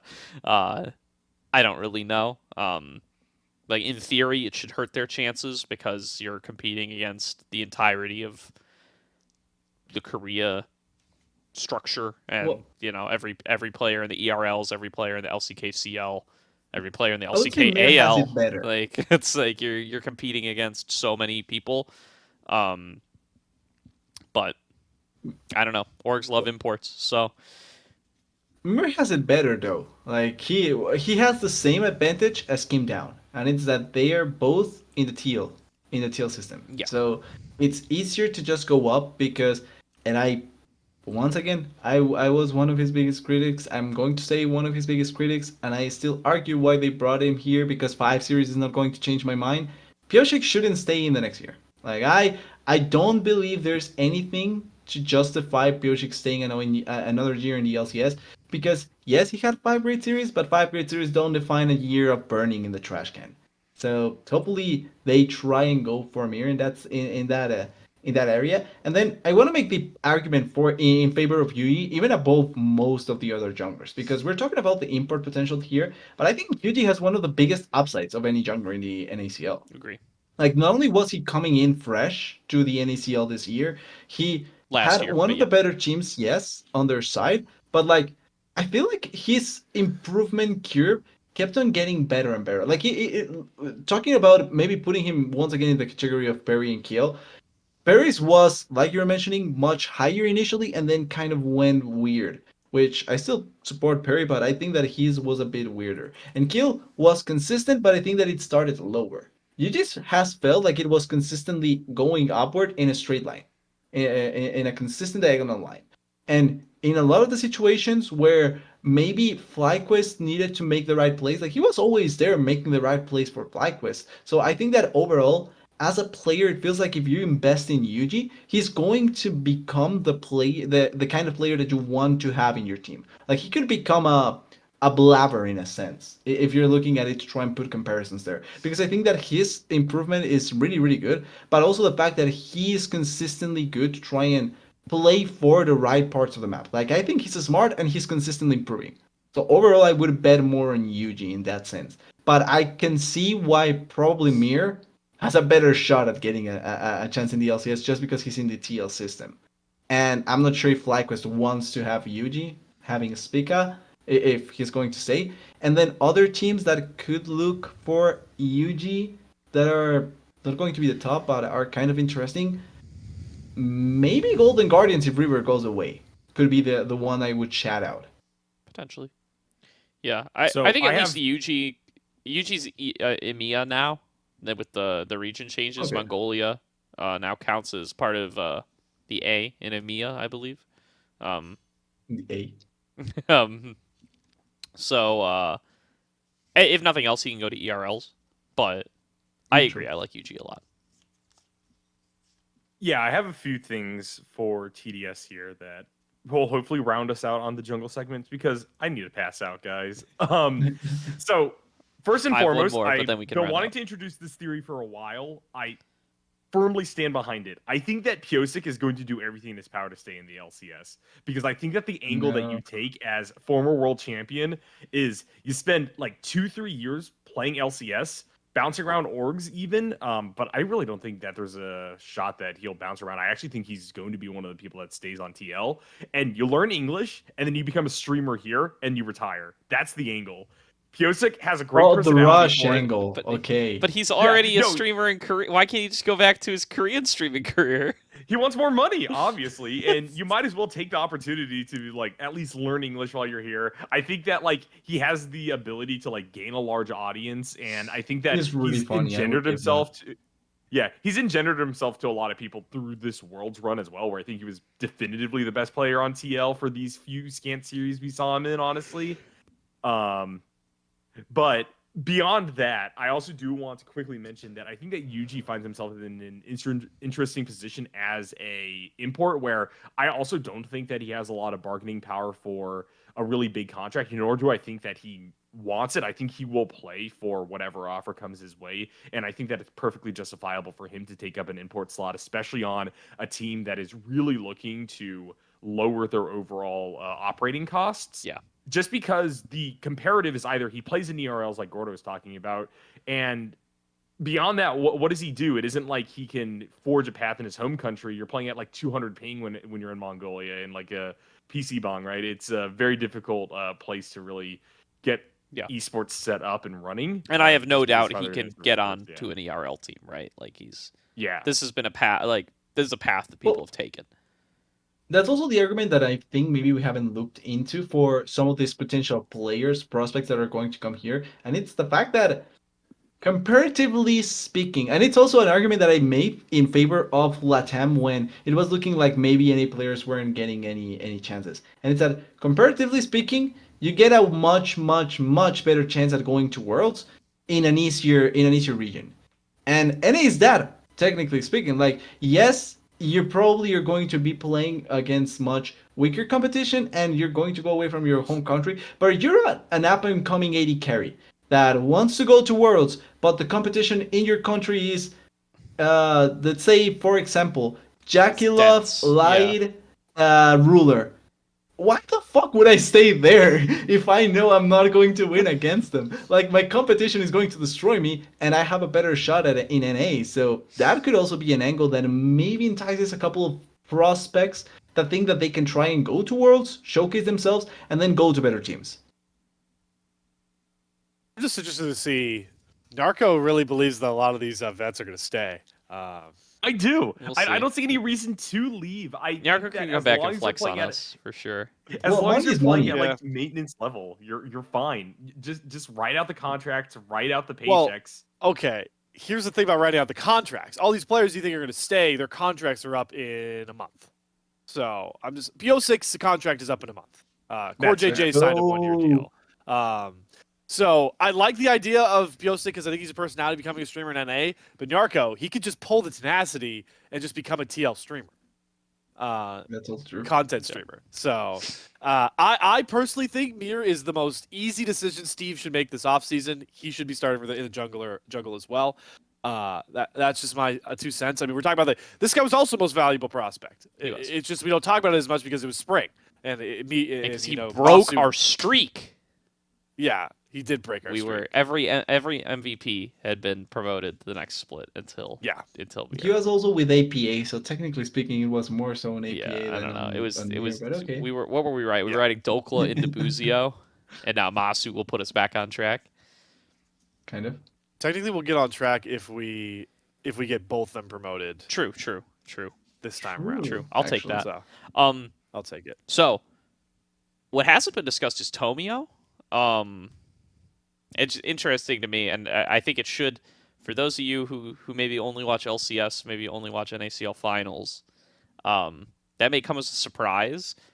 I just like Tomio had a great final, and he won with DSG, of course. And like I wouldn't hate in a world with no imports. I think Tomio would deserve a shot. I just think he wasn't really that crazy standout guy, I think, this year. I think I would rate him below Okay. like a Shade and a Keel, a Perry. And I also think I think part of that, and if I could give any career advice to Tomio, which obviously he should completely disregard any career advice coming from me, but if he's not, I would say just force yourself some Kindred games, some Belveth games, some Nidalee games, whatever's in the meta next year. Just because I think that, again, I'm talking about what I think will happen, not what I think should happen. I just think orgs are going to look at him and his champion pool and think, why would I start Tomio when I can start Armeo? Because I think, if you look at his champs played this year, right? And I think he played less Kindred, less Viego, less, name your carry, than anybody else, and any of the other junglers on this list, less than Shaden, less than Keel, less than Perry, less than UG, even less than Perry, by the way. And I've already listed that my complaint with Perry this split was that he was kind of just one-tricking Sejuani and Maokai. You think Perry was one-tricking Sejuani and Maokai, you should look at Tomio's match history. Yeah, and I that's just the weakness to me, and I don't even think it's particularly his fault. I think that's probably how he felt DSG could most effectively win, but I think it's going to hurt his stock. Maybe I'm wrong, but that's my thinking. Actually, I'm with Gordo here because I feel like Tomio, sadly, is one step away from taking the Armeo path. Yeah. And that one step away is having the actual chance in the LCS, which he hasn't really gotten. But feels like with how everything is setting up, once he goes into the LCS, it just feels like maybe he's just going to fall down that spiral of being dropped, going back to academy, destroying everyone, and then going back and things like that. And I hope that's not the case for Tomio, because I think that he has been way too long forced into the NACL/academy ecosystem, and he needs that one actual shot in the LCS, but he has to make it to actually be showcasing himself in that. He has to make a big impact at the very least for the first 3 weeks, so that he's not going to get dropped. Yeah. And then that way he can stay there, because if not, it may be Armeo 2.0 and even worse Yeah. because he never goes out. Like, the crazy thing of it, I feel like Tomio's already on the right side of the bell curve that, like, every jungler throughout history takes in their career, right? Like, every jungler comes in and they're the mechanics guy and they're the carry Yep. jungler, and then over the years they become the tank player, the strategic jungler, the leader. Like, it's happened. Like, Blabber went from solo carrying games on Olaf to now he locks Sejuani in Game 3 versus Fnatic. Yanko started his career as the First Blood King, and now it's a meme that he can't hit Nidalee spears. Like, that's every jungler. Every jungler goes through this path in their career, and I feel like starting on the right side, like the right side, starting on the end point of that trajectory, just reduces your stock, if not in my eyes, in the organization's eyes. That's my vibe, at least. Yeah, and the problem with that is that you have to be, for that to work out, you have to be someone like Tarzan, which was so smart. And I'm talking about Tarzan's Tarzan, the mechanical LCK beast jungler. too. Tarzan's got both. No, but he's one of yes, but he's a start into the LCK. He was known as the cerebral jungler. Like I Yes, remember agreed. when Griffin was the thing, he was, and I think I remember seeing it. He was kind of the hair to score, and it wasn't because of mechanical. He was because he was such a smart jungler that he just outpaced and outread everyone. And I think that if you want to do something like that, like you have to be that level of smart as a jungler I think to be Score able was to kind of just like that too. destroy everyone. Yeah, exactly. So it's really difficult for that approach for Tomio. I hope that he gets opportunities that he deserves. But starting on that other side of the curve at this point in your career, maybe too late. And I hope that's not the case for Tomio, but maybe too late. That's why I say, like, I don't think it's too late, but I think, like, if he doesn't get the LCS nod this year, I think in spring you've got to just be like, give me Viego, give me Kindred, give me the Rock. I'm going to carry the game for your own career's sake. Like, even if that maybe your isn't, stats, I agree. like, even if that doesn't give you the highest NACL win rate, I think that's just what you got to do. Because I think he's capable of it. I just don't think it's the style that he's preferred, and I don't think it's his default. And the thing is, once you're in the LCS, then it can be your default as long as you're winning. Yeah, But it works out. but you have to need get to be there. You have to show the spark, I think. Last jungle name, just really quick, is XU actually. Santorin just retired. Dignitas signed XU as a substitute. From what I can tell, he was pretty involved. I was actually really surprised because, like, they never made a big announcement about signing XU as a sub. It just kind of quietly snuck into the contract database one day. He was there. Yeah, I didn't even notice it. Like, I think a lot of it just kind of slipped under the radar. And then I remember watching Dignitas stepping outside of the studio to, like, chat in between their playoff matches, and XU standing there with the rest of the team, like, helping them prep. I think we talked about it once in a Southmind pod. I just remember when I saw him there. I just remember when I saw him there in playoffs. Yeah, I just screenshot it. I put it in our Saltmine channel. I'm like, guys, I found XU. I found where he is. Yeah, he's chilling with Dignitas. Yeah, so I mean, he's clearly been working with Dignitas behind the scenes. So like they like him, as they should, because he was one of the best junglers in the league in spring. And now their jungler's retired. So I mean, I actually, my odds on XU getting promoted are actually pretty high. I think he's even played a couple LCS games before, while Dignitas had when Dignitas traded away River at the end of 2022. When they traded mistake ever. Yeah, when they traded away River to Golden Guardians, they were starting XU the rest of that split. He was solid, like he's fine. I think it's time. I think they just give him the nod. Just sub him in.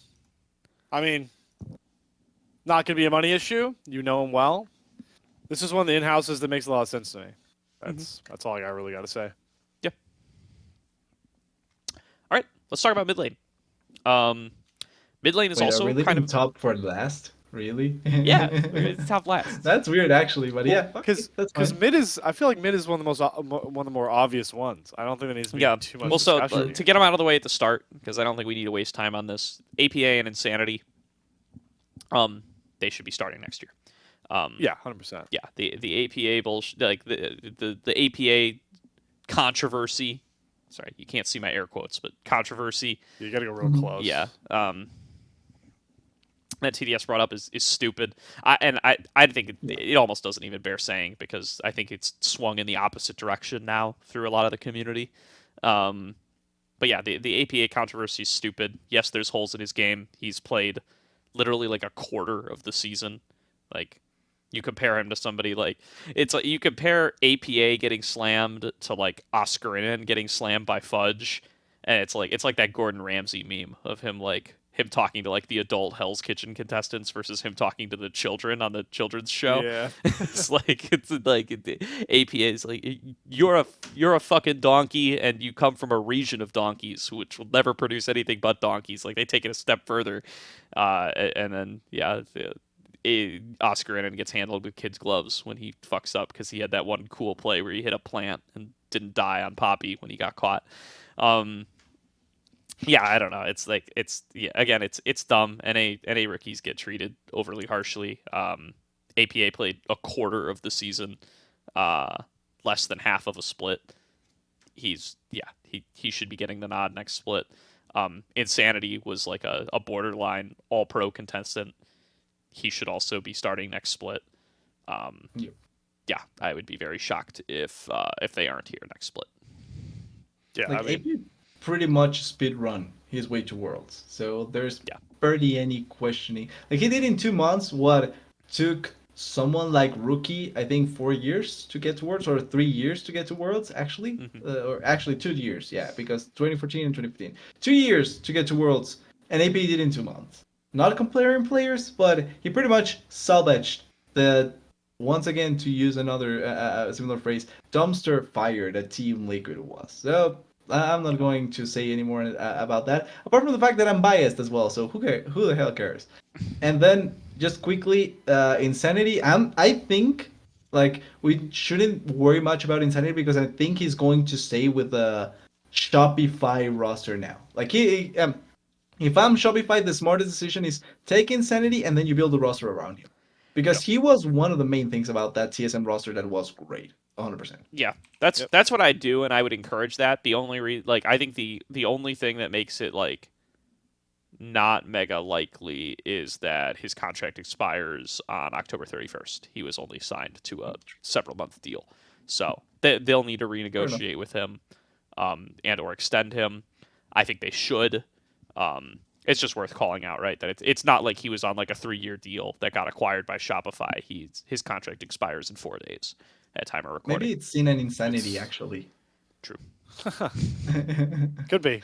It is also worth mentioning, first off, TDS stole the words out of my mouth about Insanity. He was now the third piece that's been plugged into my Shopify roster in my head as I play GM. Secondly, it's important to mention when it comes to the LCS and contracts, especially for people that watch this and have a sports background, 75% of the contracts in the LCS right now were 1-year deals. So that's just kind of how the league has been since all the and it's also like bubble popping. multi-year deals also don't mean anything. Like, they'll just release you. Yeah, they also don't. It's like there's nothing guaranteed. So I know a lot of people use the GCD as like a tool when the offseason comes around, and I want to prep everybody that you're going to find a lot of names that are going to be like, these expired, but that happens a lot of the offseason. Agree.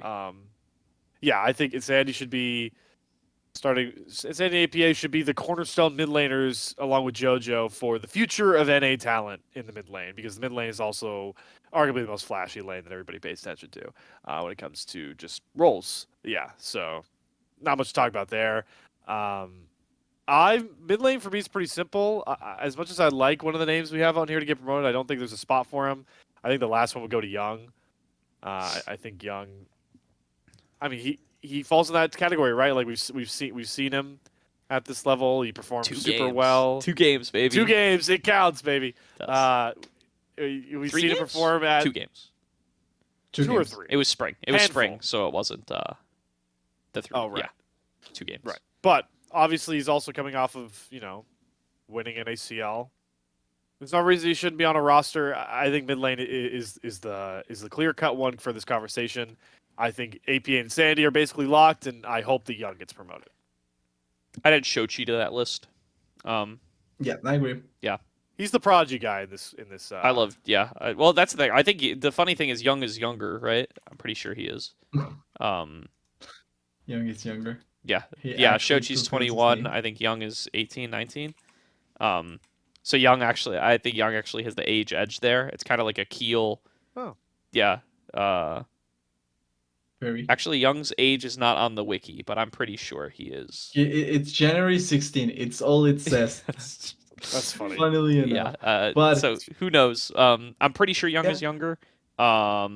Regardless, it shouldn't matter, but it does. So I think it's back to it's kind of the Keel Perry conversation. I think Shochi has kind of the leadership aspect more down. I think he is a big voice on that Cincinnati Fear team. I think he's individually very good in lane. I think he's got a deep champion pool. I think he's the more complete of the two. I think Young leans really heavily on his melees and his assassins. I think his mage play needs some work. But he is younger. I think he's got the higher upside. And he also has that kind of vote of confidence, right? He got the same offer that Array did. For those who don't know, Young was given the same offer as Array to be a substitute on Golden Guardians. He chose that he wanted to play instead. Whether again, it's unclear to me whether that was financially / career a wise decision or not. There's probably no firm answer one way or the other, but you would think that winning NACL means it was the wise decision, but who's to say? But I still think, I think both are great. I would like to see them both given a shot. Maybe 4 NA mids getting promoted, including APA and Insanity is too much to ask for, but I would love to see it. Yeah, and I want to take you up on that because to me, we're talking about the biggest prospects. Those were the two I was going to boost up the most. Like, I think over anyone else, like even above Masu and all the hype that he was creating, I think Young and Shochi are the 2 biggest prospects that I want to see in the LCS next year. And I think they have a spot in the LCS because just looking at the current rosters that blew up and have space, right? And we don't know if they're going to come back or not, but just looking at some of the rosters that will look like they have space. FlyQuest lost Bigla. MNS probably is not returning. Quid is a question mark because we don't know how much it costs, but probably is not going to be the biggest change if it goes. Jensen seems like he's going to go away. Then you have Energy that is not going to change mid laners, but Bolulu may look back to going to EU if he thinks that NA is not going to be worth his time. And then you have Shopify that probably goes with Insanity, but Shopify is still an option. And the last one is Golden Guardians, that I think Gory is not going to stay, especially since he probably Golden Guardians probably don't want to buy the tickets for them to come back after what happened in Korea. So there's 7 spots that I can see them actually being open for a lot of players, maybe some return, but in 7 spots, there's no shot that both Young and Shochi don't get a spot. Like, if that happens, it's just one of the biggest disasters in LCS organic management. Like, I think I can remember those 2 players, and I'm gonna throw in Spyrex there because I think that he probably deserves another shot, and with those open spots, he probably can do it. But those are the 2 that I think should get the opportunity 100%, especially with whom they're probably going to replace. I wish I had that faith, but I would like it. I would like to see both. I think they both deserve it. I don't know. I think just NA mid is such a maligned role, and I think those that are willing to take risks on NA mid are going to be looking for like the Insanity of the world. Maybe get a Young in there. I think Insanity and Young kind of take up 2 spots, and I struggle to believe that there will be a 3rd team willing to take a risk on a new North American mid, assuming that like APA. If you look at Worlds, Gordo, they're the best, man. The only remaining mid laner is NA. I know. So technically speaking, he's better than the 2 Koreans that we sent. Yeah, I mean, are we in the era? One didn't even reach Worlds. Actually, we're gonna be in the era of like the best mids in LCS coming into 2024 are gonna be Palafox and Jojo Pune. Yeah, and potentially APA. Yeah, sure. And Insanity. I'm trying to tell you guys, it's the renaissance of American mid laners in the LCS. It hasn't been like that since goddamn Reginald was. Well, that was actually pre LCS, so like around that time. Like we haven't had 2013 spring, baby. Yeah, we haven't had actual Americans headlining the mid lane pool in forever because Bjergsen came in so early, and then Bjergsen was Yep. the best forever. like- And then there's Jensen at points. There's and Pobelter, and like there was Pobelter. Man Cloud for a little bit, and like there was that one Yeah. year where people thought Demonte could do it. Cloud. Yeah, but now this is at least we have that bright spot This that is like the new- American mid laners This is the are new era. finally going to be on the pedestal. Yeah. All right, let's get to top lane and close this out. Speaking of new Last and eras, least. speaking of new eras, Sniper is already rumored to be starting for 100 Thieves. He is the prodigy of all prodigies. He's been on this path since he was 13 years old. I think you could have made the call when he was 13 years old that it's like, yeah, give it 4 years, he'll be there. 4 years later, here he is. I want to hear your guys' takes first, and then I'll talk about Sniper.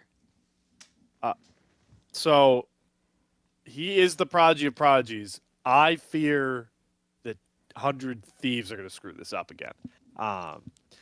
Now, Tenacity did not have the champ pool. Does not have the champ pool that Sniper does. I think Sniper, if we look at when they were raw prospects, Sniper is a higher pedestal. However, you cannot pull the leash, pull the what's the like old timey like the hook. You can't give him the hook on the stage too early. All right, listen, things are going to be wacky next year. He might get bodied by Fudge one game. All right, it's going to happen.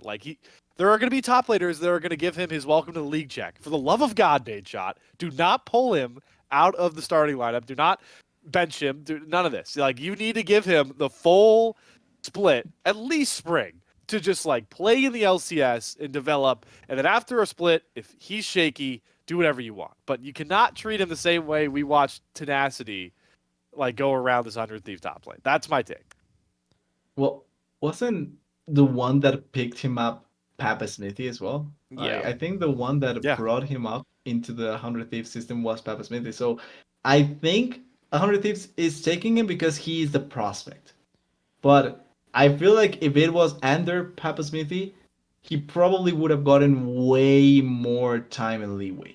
I feel like he would have been managed way better because that was his decision to bring him up. So hopefully, I'm following Slayer there. I think about what happened to Tenacity. I think about what was happening with the 100 Thieves roster. There was no shot that could be salvaged by Tenacity. So I just hope there's no similar situation with Sniper. And even if it happens, I hope, and this is a hope, I hope that there's no misattention put into Sniper. He has to get the time, and I'm glad they are throwing him into the fire because I feel like he should, but he also needs time. Yeah. If he doesn't just break the top lane pool immediately. But if that's not the case, give him time. It probably is going to deliver with enough time. Yeah, so that I love that you bring up the Papa Smithy point, TDS, because I think that's kind of my worry, right? And maybe this is reading a lot into things as somebody who, I get leaks about NACL teams, guys. I don't know LCS shit. People don't tell me that kind of stuff. All right, I'm not that connected. But just looking at the series of events from the outside, I think it's very easy for me to kind of put this together in my head and form a narrative for myself. Jungle Juice he's the GM. He's been with the org for forever. He was with the org while Papa Smithy was there. And this isn't just Jungle Juice either. I'm sure there's a million people on the staff that this is the case for. Papa Smithy was with the org for a few years. He was with the org for its best years. He was with the org when they won their title, when they went to 3 finals in a row, when they went to Worlds. They barely, if ever, accomplished those things under a lot of these same staffers prior to Papa Smithy. He gave them their most success they've ever had. He's a smart guy. I'm sure there's a lot of respect for him in that building. He didn't leave on bad terms. I think it's, again, looking from the outside, I think it's pretty clear what they told Papa Smithy. I think Papa Smithy came to them and said, I want more money to make my team better. And I think 100 Thieves came to the table and said, we want to spend less money, even if that makes the team worse. And I think, those two things are irreconcilable. I think if you're Papa Smithy, even not knowing 100% that you'd get that FlyQuest job, I think you would rather go and build something new than make consolations on the thing that you already built and watch it slowly get worse. I think that's an easy decision for anybody to make. I think that's my headcanon for what happened, and I don't think it's that controversial to say that. So you're like Jungle Juice, and you're the rest of the 100 Thieves staff, and you have all this respect for Papa Smithy, but he's not here anymore, and you have this guy that's like his project, right? And it's like, what are you going to do but start him, right? Like, ownership got rid of your challengers team, but it's like you still have this guy that Papa Smithy believed in that's supposed to be, that everybody in the region is telling you is this generational prospect, is at least Jojo Pune, if not better. What do you do but start him when he turns 17? So I think I'm not even saying that he was bad in spring. I don't think he was. But it's even taking my own opinion of the player out of it. I'm not saying that I don't think he's good enough, but how bad would he have to be to derail him from this track that he's been on for 4 years? Right? Just ask yourself that question, right? How much would have to go wrong for you to not start him at 17?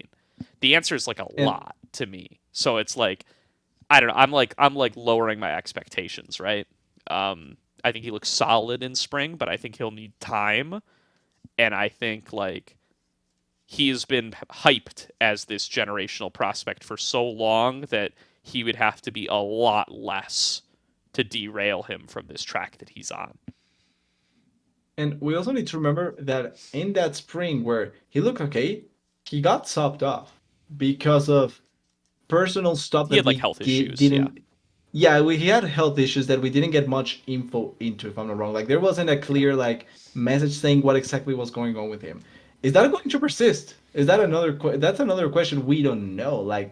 Is that going to affect him long run? Is that something going to affect him mentally? Because that's another worry you have to think about. So you have to manage this prospect in an even in a more careful manner, because a prospect it's like glass, right? You have to put it in the right place. You have to manage it out, because it can look great, but if you just misstep once, it can break completely. And especially, and this happens also in football, I get to do my metaphors, let's go. If you have a prospect that ends up if you get a prospect that ends up hurting himself at any point in his development stage, or in the point where he's getting towards professional play, if you mismanage that prospect gets completely destroyed.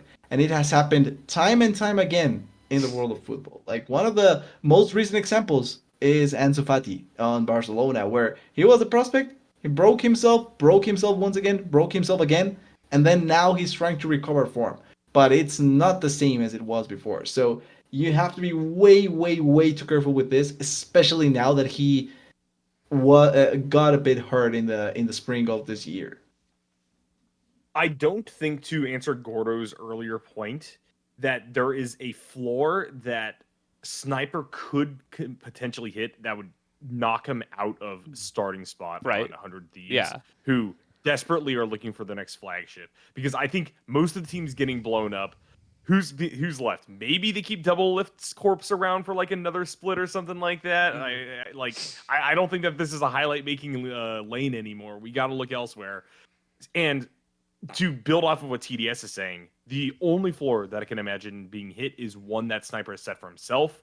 And I can imagine that there's a world where if a prospect is not treated well, if a prospect doesn't get the support necessary as a developing talent and as a person, a 17-year-old person, they might find themselves wanting to take a step back, wanting to reorient their relationship with League of Legends and competitive play. That could be ultimately what leads to Sniper not being a disappointment, but not living up to the immensely high standards put upon him as a person. But simultaneously, Sniper's lived in the public eye for how many years now, being ramped up as this talent. I think that he, to a degree, has learned to live with that. and I have faith that he'll do great things this next split. Yeah, that's I hope for the best for him. The only other thing I'd say on Sniper is that, and I've tweeted this previously and posted it, and I raised this opinion everywhere when the leaks started coming out. What I would want to consider for Sniper is any success that he has will rightfully be attributed to his own skill, but also it should be kept in mind that he is the product of like the most comprehensive development system for prospects that has ever been attempted in North America, and that development system has been dismantled prior to him even debuting. Like 100 Thieves Next raised this kid from the second he was amateur eligible at 15.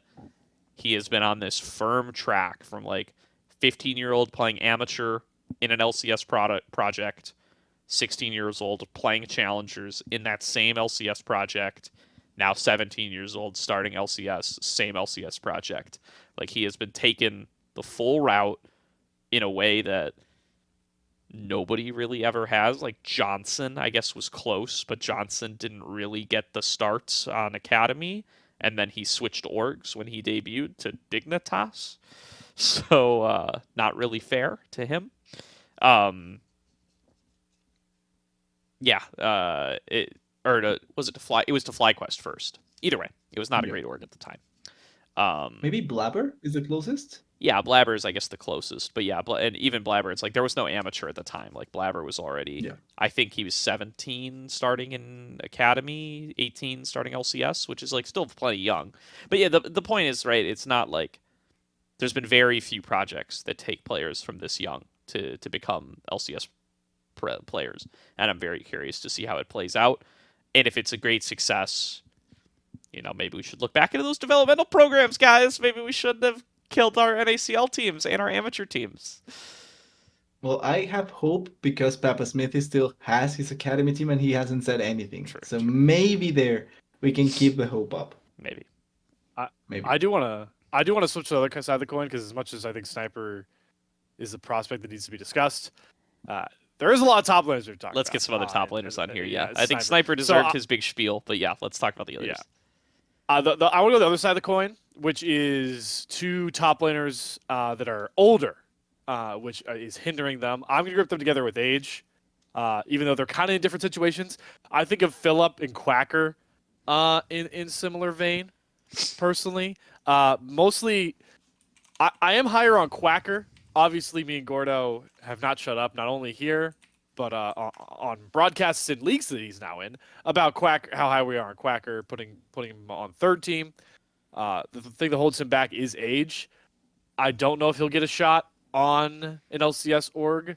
I think he'll be on one of those top NACL orgs, whichever one. Hopefully, if we have an LCS back team, he should be the first line candidate to be put up there if he can't make it in an LCS spot. Philip is an interesting discussion because if we're going back to the mass exodus of veterans, import players that or contracts are coming up, which now we can have a discussion with Summit. Summit's contract is up after this year.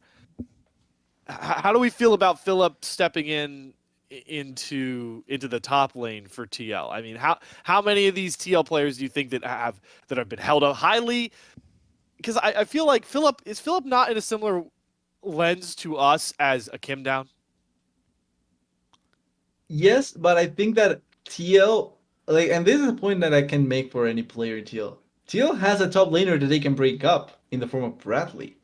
So I don't think that they're going to. I switched Bradley and Philip in my head. Oh, yeah. Really? Okay.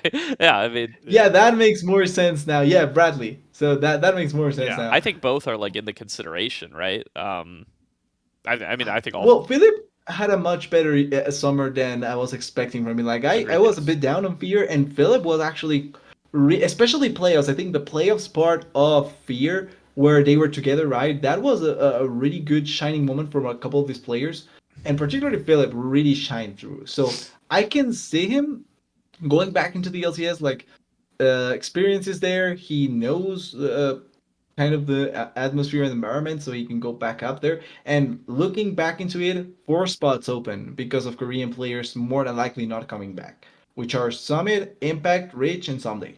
more than likely, I'm saying this not necessarily because of salaries. Once again, they are old, so they probably are going to try and look for either their military service, retirement, or another place that will buy them. I'm talking this for Reach because Latin America exists, and we like to take bad top laners that don't perform in another region. So there's an open spot there always for him. And then looking at other top laners that maybe are not going to come back, Hunter and Solo are two that stick up immediately to me. That opens up a spot quite well for Philip in reality, and I think there's a couple of teams here that Philip is a really safe option, can be consistent, and then you can build on him. Maybe not for the roster, but have a solid starting top laner for now, and then if you find another prospect in the future, look for a replacement with Philip. That can be a really nice approach. And then Bradley has TL, so that works out for him. Yeah. I think Bradley's stocks have lowered this year compared to 2022, but I would not hate him getting an opportunity either. Yeah. I agree with Quacker. Like, I think that's the thing. Like, in a just world, Quacker would be in this like prodigy tier because he just played his first split of NACL and was incredible. Right. But like the age alone, I think is gonna kind of take him out of that running. And he got demoted. Yeah, in that same tier with these guys is I think Faisal. Like I think Faisal has been getting like increasing amounts of attention. I think the fact that Fly Challengers made that non-consensual trade with Cincinnati Fear in their top laners to make the swap. Like I don't think Cincinnati Fear was like we want Philip while FlyQuest was simultaneously like we want Faisal, and then they just agreed to make the trade. I think like FlyQuest offered a contract to Faisal. Faisal obviously took it, and then Philip was available. I'm pretty confident that's how that went down. So they kind of FlyQuest at least kind of gave a vote of non-confidence to Philip and a vote of confidence to Faisal. I don't think the play in summer necessarily reflected that, but I think it's worth considering. I mean, especially because FlyQuest Challengers was more of a bot lane centric team. Yeah, I don't know. I think Faisal's worth a look, specifically because it's almost like the opposite of the jungler thing for me. Like, I feel like top laners always. I almost would rather my top laner be a guy who I know can play like reliable weak side rather than a guy who needs to be on carries all the time, even though those are the flashier players. Yeah. And I think Faisal's that. Like, I think Faisal fits that role perhaps better than anybody. Like, if we're looking at the other guys that are that we're looking at, right? Like the Quacker, even Sniper, Fake God, Surdy. We'll talk about these guys. Tenacity last year. Like, I think all these guys were like the carry top laners. At least that's what you think about. But I think, when you're building a professional League of Legends team, especially with a question mark in the top lane, you would almost rather that question mark lean towards weak side and be somebody like Faisal. And I'm thinking Faisal as well. Like, Faisal is one of my top. I had two that I want to see. Actually, no, three that I want to see 100% in the LCS. Faisal, one of them. And particularly in the places where I'm looking at teams that may be looking for bot lanes that are consistently reliant, but also that you can have the off game where he can try and carry. I was thinking actually 4C9 is not a bad choice if you want to try and maybe look at different options. Fudge is not going to deliver. Or if not, I think if FlyQuest keeps Masu, the right approach is just keep Faisal as well. Like, I think they worked really well together. They know the type of playstyle that both of them want to go for, and they already have a really nice, consistent idea of what they would like for. So I think that there's quite a good amount of spots for Faisal here in that sense, and I can see him going upwards. The other one that I have to see 100% is Fake God. I think that it's barely in a question. I think everyone here agrees that Fake God has already done enough in challengers to deserve another spot, and there's multiple teams that probably should take another look into Fake God. There's even connections from Fake God to go back to C9 in case they want to try and approach that as well, so I wouldn't go against that. And then my last one is one that someone here brought up quite highly in summer, and he delivered. So I hope that he gets another opportunity, and it's 30. Like, we kind of made fun of Gordo at the time, but at the end it was predicting the future to a certain degree. Yeah. I never I have to do this conversation again. I was never against the Surdy agenda. I just simply said that there weren't enough games to Yeah, slot him different into criteria for certain your all-pro all-pro. teams. I'll Yes, accept it. I'll accept yes. this. But Gordo, before you go on your Surdy rant, I want to say the reason why I love Surdy a lot is watching interviews. Dude's got a dog in him. I mean, his interviews, he's like, he's borderline at points. He's like, I shouldn't even be here. I am way better than all. I've stepped in to EG. I clear these top laners, and he doesn't even break. He doesn't smile, man. He's just staring at the camera. He's like, yeah, I'm better than everybody. He just stares at you. I just love that. Get him in the LCS for that. He's gonna be an elite trash talker for that reason. Yeah. It's fudge to know. It's fudge to know, yeah. Well, and the crazy thing about Surdy also, like the fudge comparison is going to come through a lot because they're both Australian as well. Yep. I don't know what Surdy's like living situation was. I don't know if he's like I know he was Australian born. I don't know if he was like like maybe he grew up in North America or something. I doubt it because he has the accent. But the crazy thing about that, right, is, and again, I don't know if this is accurate, but it's going to be the narrative I go with, is that he believes in himself to such a degree that he's like, fuck it, I'm not playing in this shit region, and he just like, he never played in Oceania. He never played on an OPL team or anything like Fudge did. He just came right to North America and started playing here. I don't know if that's the reason, or if he was like already living here or what, but it's what he did. He's an Australian-born man that never played Australian League of Legends. He came right over to NA, and he's been playing in NA his whole pro career, at least what's been recorded on the wiki. And I agree. Yeah, I mean, I think Surdy's awesome. Yeah, and it's like I think he passed a test that few would ever even want to take. In that, like, he came into a dumpster fire team at like the last third of the regular season and just completely turned it around. Like, it was incredible. Like, I don't know. It is amazing to see somebody do that at this level. Yeah, him turning around EG Challengers that way. He deserves all the props in the world. I mean, he was the best looking player on a TL First roster that, by the way, most of that TL First roster is like not even in comp anymore. And it's like City Witty's role swapped. Mia stepped away from comp. Aspect is gone. You know, like a team of like players that are not even professionals less than 1 year later.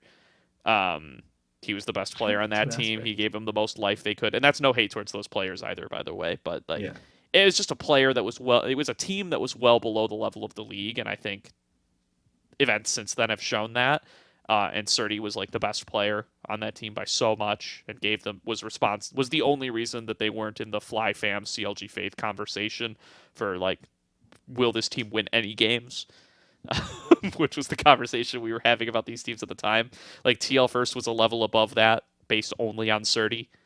Yeah, and then he rolls up on Evil Genius's Challengers and saves that team's whole season and takes them to finals. Him and Armeo. I feel like we're hand in hand in sure, right? Sure. But they should be on the same team. Shopify, I got my top laner. Shopify, it's got to be Surdy, Armeo, Insanity. He's incredible. Yeah, I don't know. He deserves it. He deserves the nod. He should get the start somewhere. Yeah, I don't know. He's enrolled in Converse University, so I think he's lost a little bit of faith, but I'm sure he will delay that if he gets an LCS offer, and I hope he does. Two more players that I want to talk about, unless anybody has anything left to say on Surdy. It's like, no, Nyarko's just desperate for us to be done. That's okay. We told him this would be quick, and we're over 2 hours in. Jenkins is in that same category as Array and XU, maybe a little bit less. Like, I think XU has the best situation out of those three, because XU was behind a player that has already retired, so we know what's going on over there.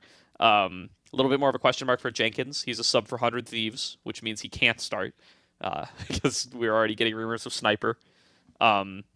He also has a little LCS experience under his belt. He got to ride that path of subbing in and getting a starting spot off of that when he subbed in for Team Liquid for a little bit.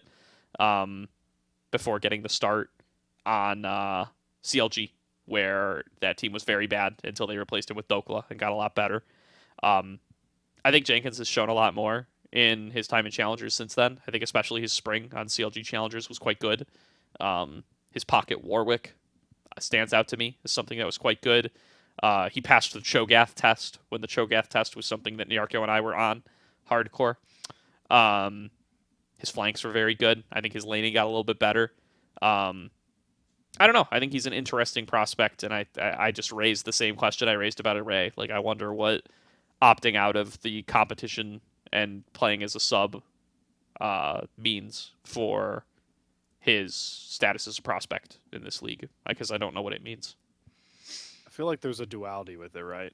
I feel like we're all going to figure out, like, we're going to see, oh, okay, Array is going to get it on LCS. Yeah, like either Array, Jenkins, Jenkins, XU all get spots, and it's like, or they all don't get spots. Yeah. And they all have to go on ACL. It's going to be one of the two, so it's hard to judge which way. I think we're XU kind of breaks that rule a little bit just because it's so convenient for him, but yeah, I agree. Yeah.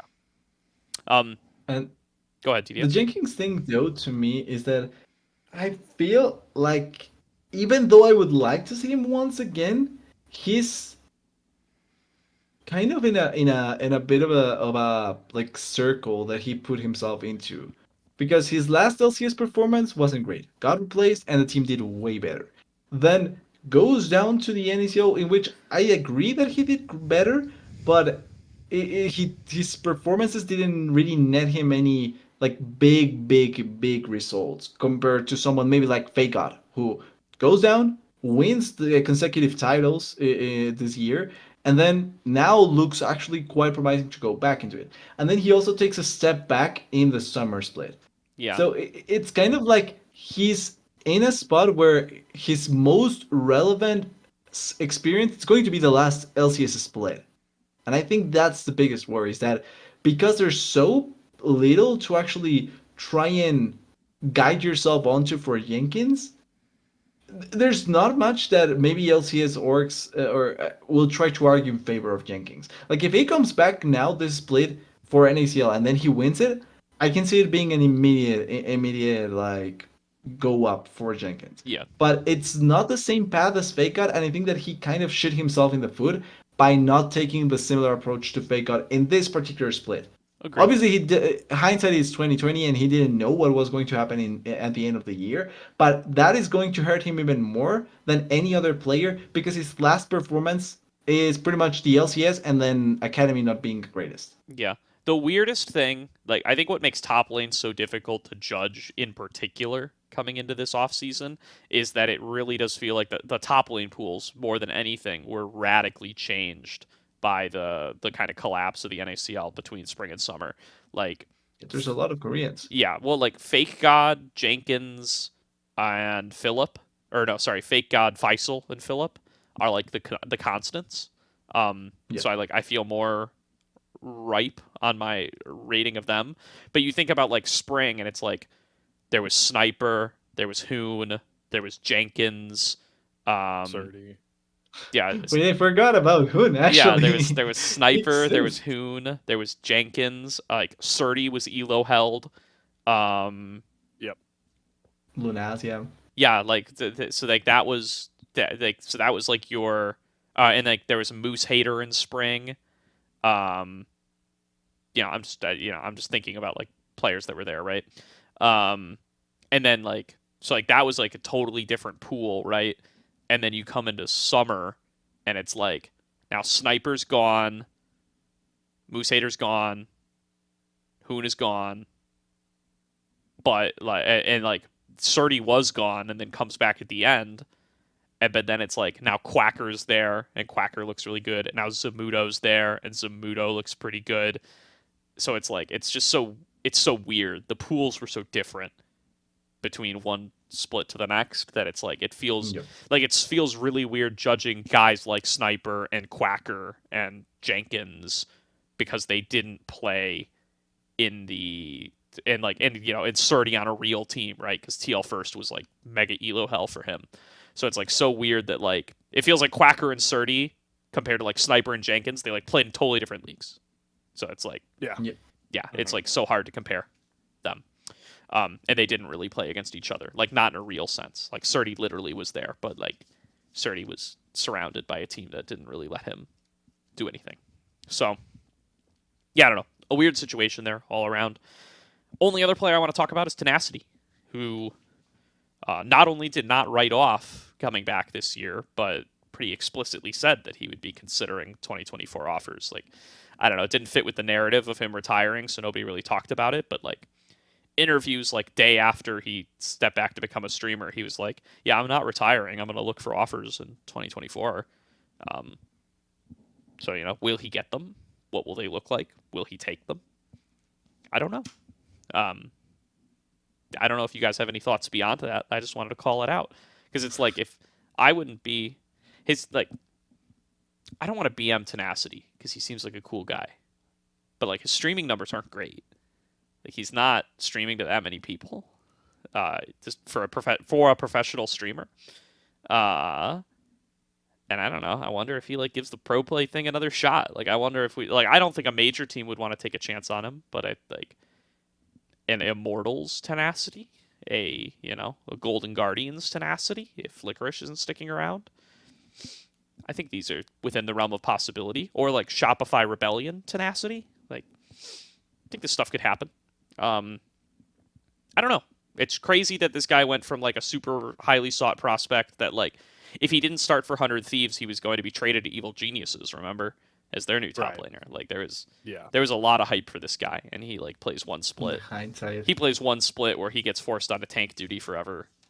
You know, don't forget in that split he like solo killed Summit. He had some good moments, right? He solo killed Fudge. Didn't actually though. Sure. It was Summit, yeah. It doesn't feel like an actual benchmark. Listen, we don't need to cite specific occurrences, okay? The point is, it's crazy that this guy went from like huge hyped prospect to like nobody in a split. Yeah. Like that's, I said it before. It never really happened. Like Fake God got like 4 splits. Fake God had its terrible splits on 100 Thieves, and then got chance on Dignitas, had a horrible split there, and got another chance on Dignitas and had a horrible split there again. Like we have given less hyped players more chances than one split. So I would, if Tenacity is willing to tank it, like tank a worse team, tank a lower salary, and give up his streaming career, whatever that may be, I think there'd be a spot for him. It's just up to if he wants it. Yeah, my main comment with that is I'm pretty sure the bottom line is LCS. Like he's not coming back for anything less than that. No, yeah, it would need to be LCS. But I think like there would be LCS if he said right now, "Hey, I'm 100%. I'm done streaming. I'm 100% committed. I will take any LCS offer." He would get one. I'm pretty confident in that. But I think he's somewhere in the middle of that spectrum, though. I think he wants the right offer. And that's up to what his definition is, right? I don't expect anything below that, so I think he's probably only going to look into LCS. But I do agree. I think he's probably going to be open, especially because he needs to try and turn around the perspective from that 100 Thieves roster. And I also think that, like, thinking about it in the copium light that I'm trying to go for, or in the hopium line that I'm trying to go for, a lot of these new rosters, apart from C9 NRG, actually even C9 to a certain degree, apart from NRG and I'll say TL, because I think that TL, like, they can make things work out. Apart from those 2 rosters, the blow up in general makes it so that there could be exciting teams appear out of nowhere. Like even Dignitas could be a really exciting team with the right players being brought up. And because everything is blowing up, there's going to be even worse things than Dignitas if they are not brought up in the right place. So I think that even then, Tenacity can try and think of, well, I can go for a lesser team, but if they bring this, and this player, maybe this can work out and we can make things work out. And I can see Tenacity thinking that can be an approach and taking that approach. Yeah. My final point I want to make here about top lane is to go back to something that was a theme when we were running during the summer split. The top lane pool for the NACL was by far and away clear the most talented. We had trouble debating it the most, I feel like, especially once Surdy came into the fold. So we have all these names. There's a lot of highly regarded players in the top lane. The problem is there is just simply not going to be enough slots in my mind. And some of these players are going to get stuck in NACL again. Some we hope would fit better than others, but I mean, looking at this list, there are points in the season where I thought Surdy was good enough for the LCS. Fake Guy was good enough for the LCS. Feistel was good enough for the LCS. Quacker was good enough for the LCS. Fill up during the playoffs in Cincinnati Fear, I thought was good enough for the LCS. That's 6 guys just rattled off. That's more than half the league. Yeah. So it's just we're unfortunately not going to get to see all these guys at the level, and we hope that they stick around either in streaming, in the spotlight some way, or in the NACL again, where that when the time comes where that top pool pinches or expands more in the LCS, they'll get their shot.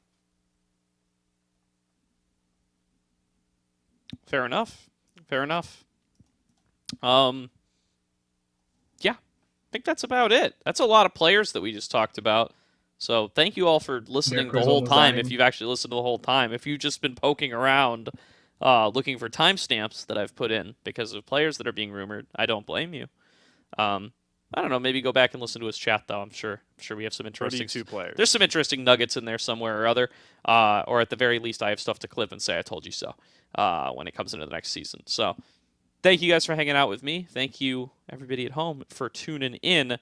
We will be back with the Salt Mine as the 2024 season starts to ramp up. Maybe as we start to get some roster rumors for NACL as the LCS offseason starts to wind down. The NACL offseason will start to wind up. And that'll be an interesting thing to discuss. So we'll definitely be back for that. Maybe we'll get some players on or something to chat about it too. It'll be fun. But until then, have yourselves a great time. And we will see you next time.